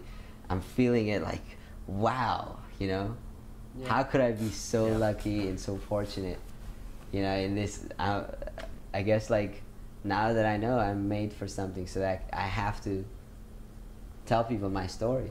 You came here with no money, No money. English. No English. You know, you had a hard time talking with people when you got Absolutely. here. I had every problems that you could possibly have, Yeah. but at the same time, I had the faith, and I didn't really care. Like I never focused on the problems that I had as much as what do I have to do. Yeah. I'd like people listening to this to think about the reason that they're making up why they can't make it happen. What's stopping And you? then think about the story they just heard. Oh yeah. Because I just hope it really sets in. Yeah. The kind of things people make up that keep them from being successful is Oh yeah. absolutely ridiculous. It is. And you know, I used to do the same thing. Really. You know? Yeah. I just thought that I needed, you know, money, or to come from a family with money, or I needed to have a college education, and all these things that really didn't matter. Yeah. Because you know what it sounds like from your story, if you can't make money without money, you can't make money You can't with make it money. without it. Because I always think the same way, you know, I'm like, okay, people who have money, they weren't born with it. Somewhere they started making money. Yep. Nobody was born with $1 million in their bank account, you know, automatically. I don't think anybody's born with money. Well, I guess unless you have a trust Parents maybe, parents maybe gave you something. but but that I- usually runs out during Exactly. the lifetime. Exactly. But I'm talking about like, you didn't just come in like the day you were born, Right.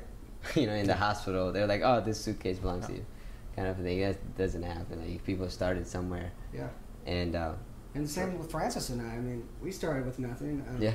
Not near the story that Yeah. you came from, believe me. But you know, we started it all from nothing as well. yeah, And that's why we really appreciate stories Absolutely. like yours, Yeah. because it's much more inspiring than my story. yeah. And every time I hear, I've never heard your entire story. I remember you were telling me your story when you moved here, all of a sudden, you know, and I was pretty inspired, you know, because that's a pretty big, you know, step, especially for like people that live here and grow up here and they have never seen, you know, a lot of times when people complain, I understand mainly because they haven't seen what it's like over there, so this is all they know, you know. Yeah. So from what you know, that's what you're gonna do. You know, growing up, it's like I was reading, and the research shows that 97%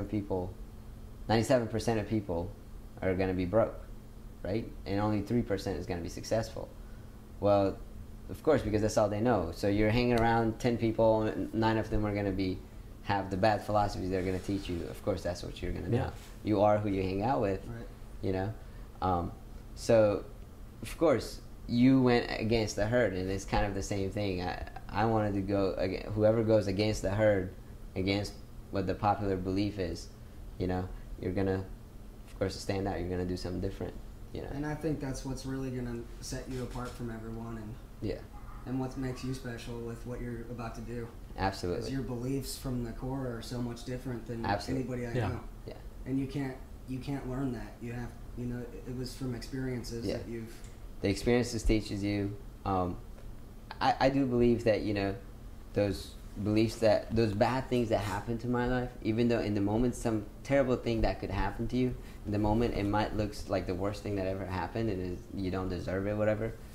But when you come out of that on the other side, you find this strength, this confidence within you that no money, no teacher, nobody can teach you or give you. And at this point, would you agree that when you reach that level, you're pretty much unstoppable? Oh, yeah. It's hard to take that away once you actually have it. Oh, yeah. Once you have it, it's like you're on fire. Once you reach the point, that thought process doesn't exist anymore. Oh, no. There's an interesting thing. We've all gone through the Tony Robbins seminars, all 3 of us, and we've all walked on fire. Yeah. And that's a metaphor for life. But honestly, I don't think you needed to walk on that fire, did you? No, I didn't know there was a firewall. Okay, yeah. My main reason to go in there was, and I'll be honest, and I don't know if I should share this here, but I wanted to know how is he running this seminar? Yeah, of course. And I took so many notes. I took notes on how he talks. Mm-hmm. Tony Robbins, he just doesn't talk. He screams on the stage. He doesn't just like, hey everybody, I'm Tony Robbins. No, he screams because he talks with authority. He comes in, puts everybody in a good state of mind. Yep. So I took notes on everything he was doing, not necessarily what he was teaching, how he was teaching. Which is great information, but absolutely. From that standpoint. They're both great information. Yeah. But my goal was, I want to do what he's doing. Mm-hmm. Yeah. Because it fits your greater purpose. Exactly. Absolutely. I want to do what he was doing. And it's just the same thing when I was in Pakistan. And I went to that guy that was carving wood, right? Mm-hmm. And I was like, okay, I want to see what he's doing. Yeah. And I would just sit there and watch. And then I learned it, came home and started doing that, When I came here, I still do some carvings, and people pay me lots of money because that carving is really like something people haven't really seen. But again, I wanted to see what he was doing, so I started taking notes, and then he did the fire walk, and then he went through this belief changes. And then I was like, okay, there's some psychology I need to learn, and I started picking up all the books, and I started reading books, and then I started reading, basically, the idea is once you know what you want, then you're like, all right, how do I get there? Yeah. And how do I make it happen, basically? What I want, how do I get there? So that's the main focus. As we kind of wrap up, I know our viewers are tuning in here. What would you say are the 3 biggest things that you would leave from your story, from your life to this point? Because you have a lot more to give here. Absolutely. How old are you again? 24. 24 years old. You have many more years of giving and sharing. And so at this point, what you've learned, your 3 biggest things that you can leave with someone, 3 biggest kind of keys or advice. What would they be? I guess since we're talking about mindset, the first thing I would like to share that everything that's easy to do, easy not to do, is also easy not to do. It's the same thing. So either way, you're doing the same amount of work. It's better off to just focus on the next smallest step. Get up and do it. Get up and get busy. I promise you'll be happier. Make some kind of progress every day. You'll be happier. You'll be moving. Because one thing leads to another. And that's the thing. When my car broke down, I could have just said, sell it to junkyard and be done with it. Or I say, hey, let's open it up. But that was a big problem. And now I had another problem. I had to open this engine, put it back together. But from that, now I made thousands of dollars. Yeah. And when you say take action, it's not just learning something. It's not pulling out the manual and finding out how to fix the car. Yeah. but actually implementing that Getting stuff. your hands dirty. Action creates reaction. Absolutely. Just get up and do something. You don't have to take perfect action. You don't have to know everything. No. Do what you know. Do something. Do something. Like when I was 12 years old, I didn't know how I was going to support my family. Yeah.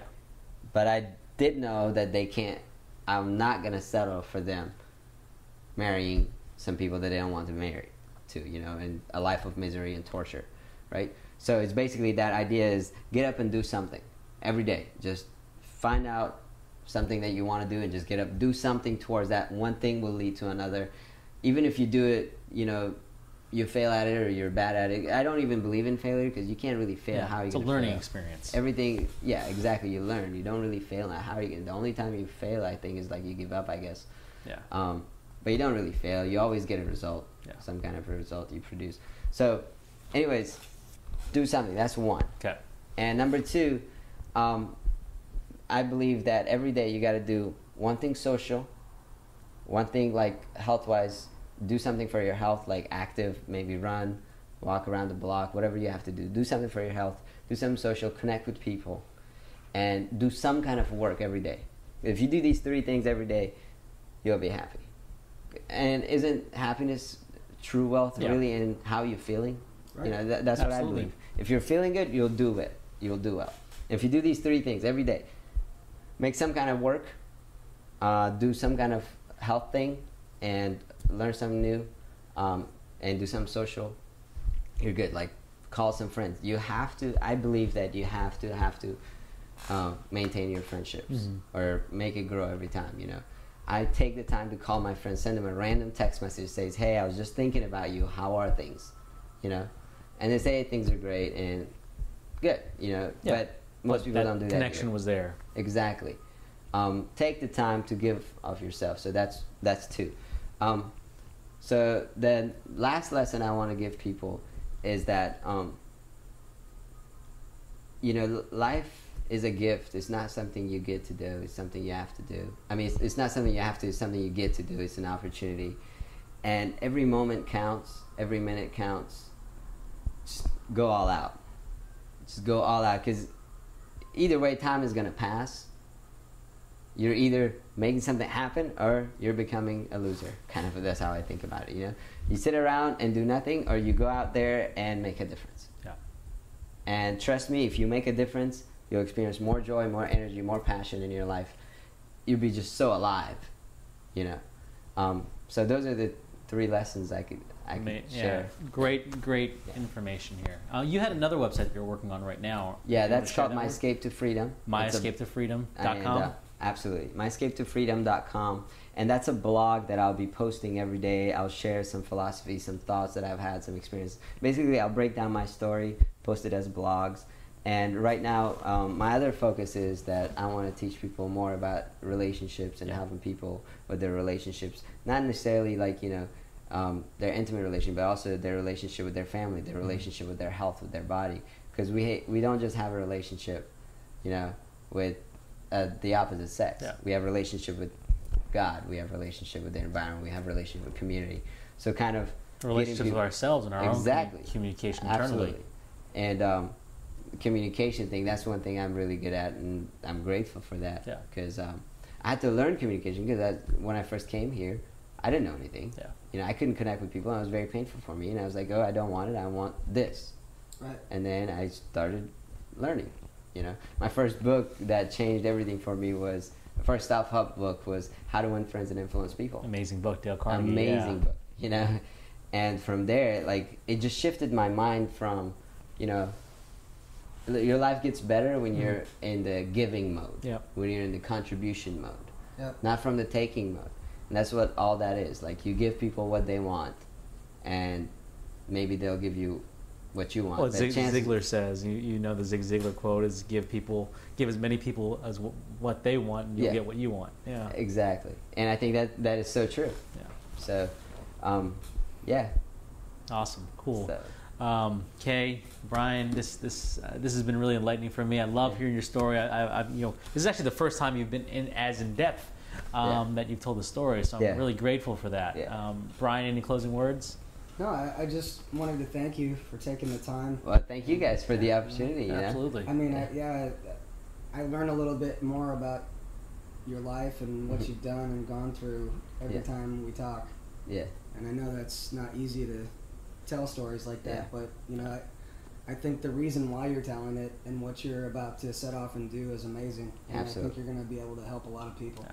So thanks for taking that time with us. Yeah, I think I see the plan and I see the purpose, and I'm glad that I'm a part of it. I'm really fortunate that you're able to share your story with us and get so deep, and you know, I know it's a difficult place. It is. It is, and you know, every time I had tried back in, you know, before when people asked me about the story, I wouldn't go so in depth with it because it brings back so many memories that it's not very easy to re-experience, because you know, it kind of like puts you in that state for a second. Yeah, of course. So I had kind of detached myself from the story, but you know, but still there. Yeah. And but I wanted to really get in there so that people actually could connect with it. Absolutely. And, you know, feel it so they'll know what it'll be like. At least get a secondhand, you know, taste of it. Mm-hmm. You know, because I think it will make a difference in someone's life. It's definitely very impactful, and thanks everybody for tuning in. Khalid, thank you. Brian, thank you. Guys, we'll wrap up. Wish you well. All right. All right. Thank you, Kay. No problem. Thank you. Thanks, Kay. Yay. All right. See you guys later.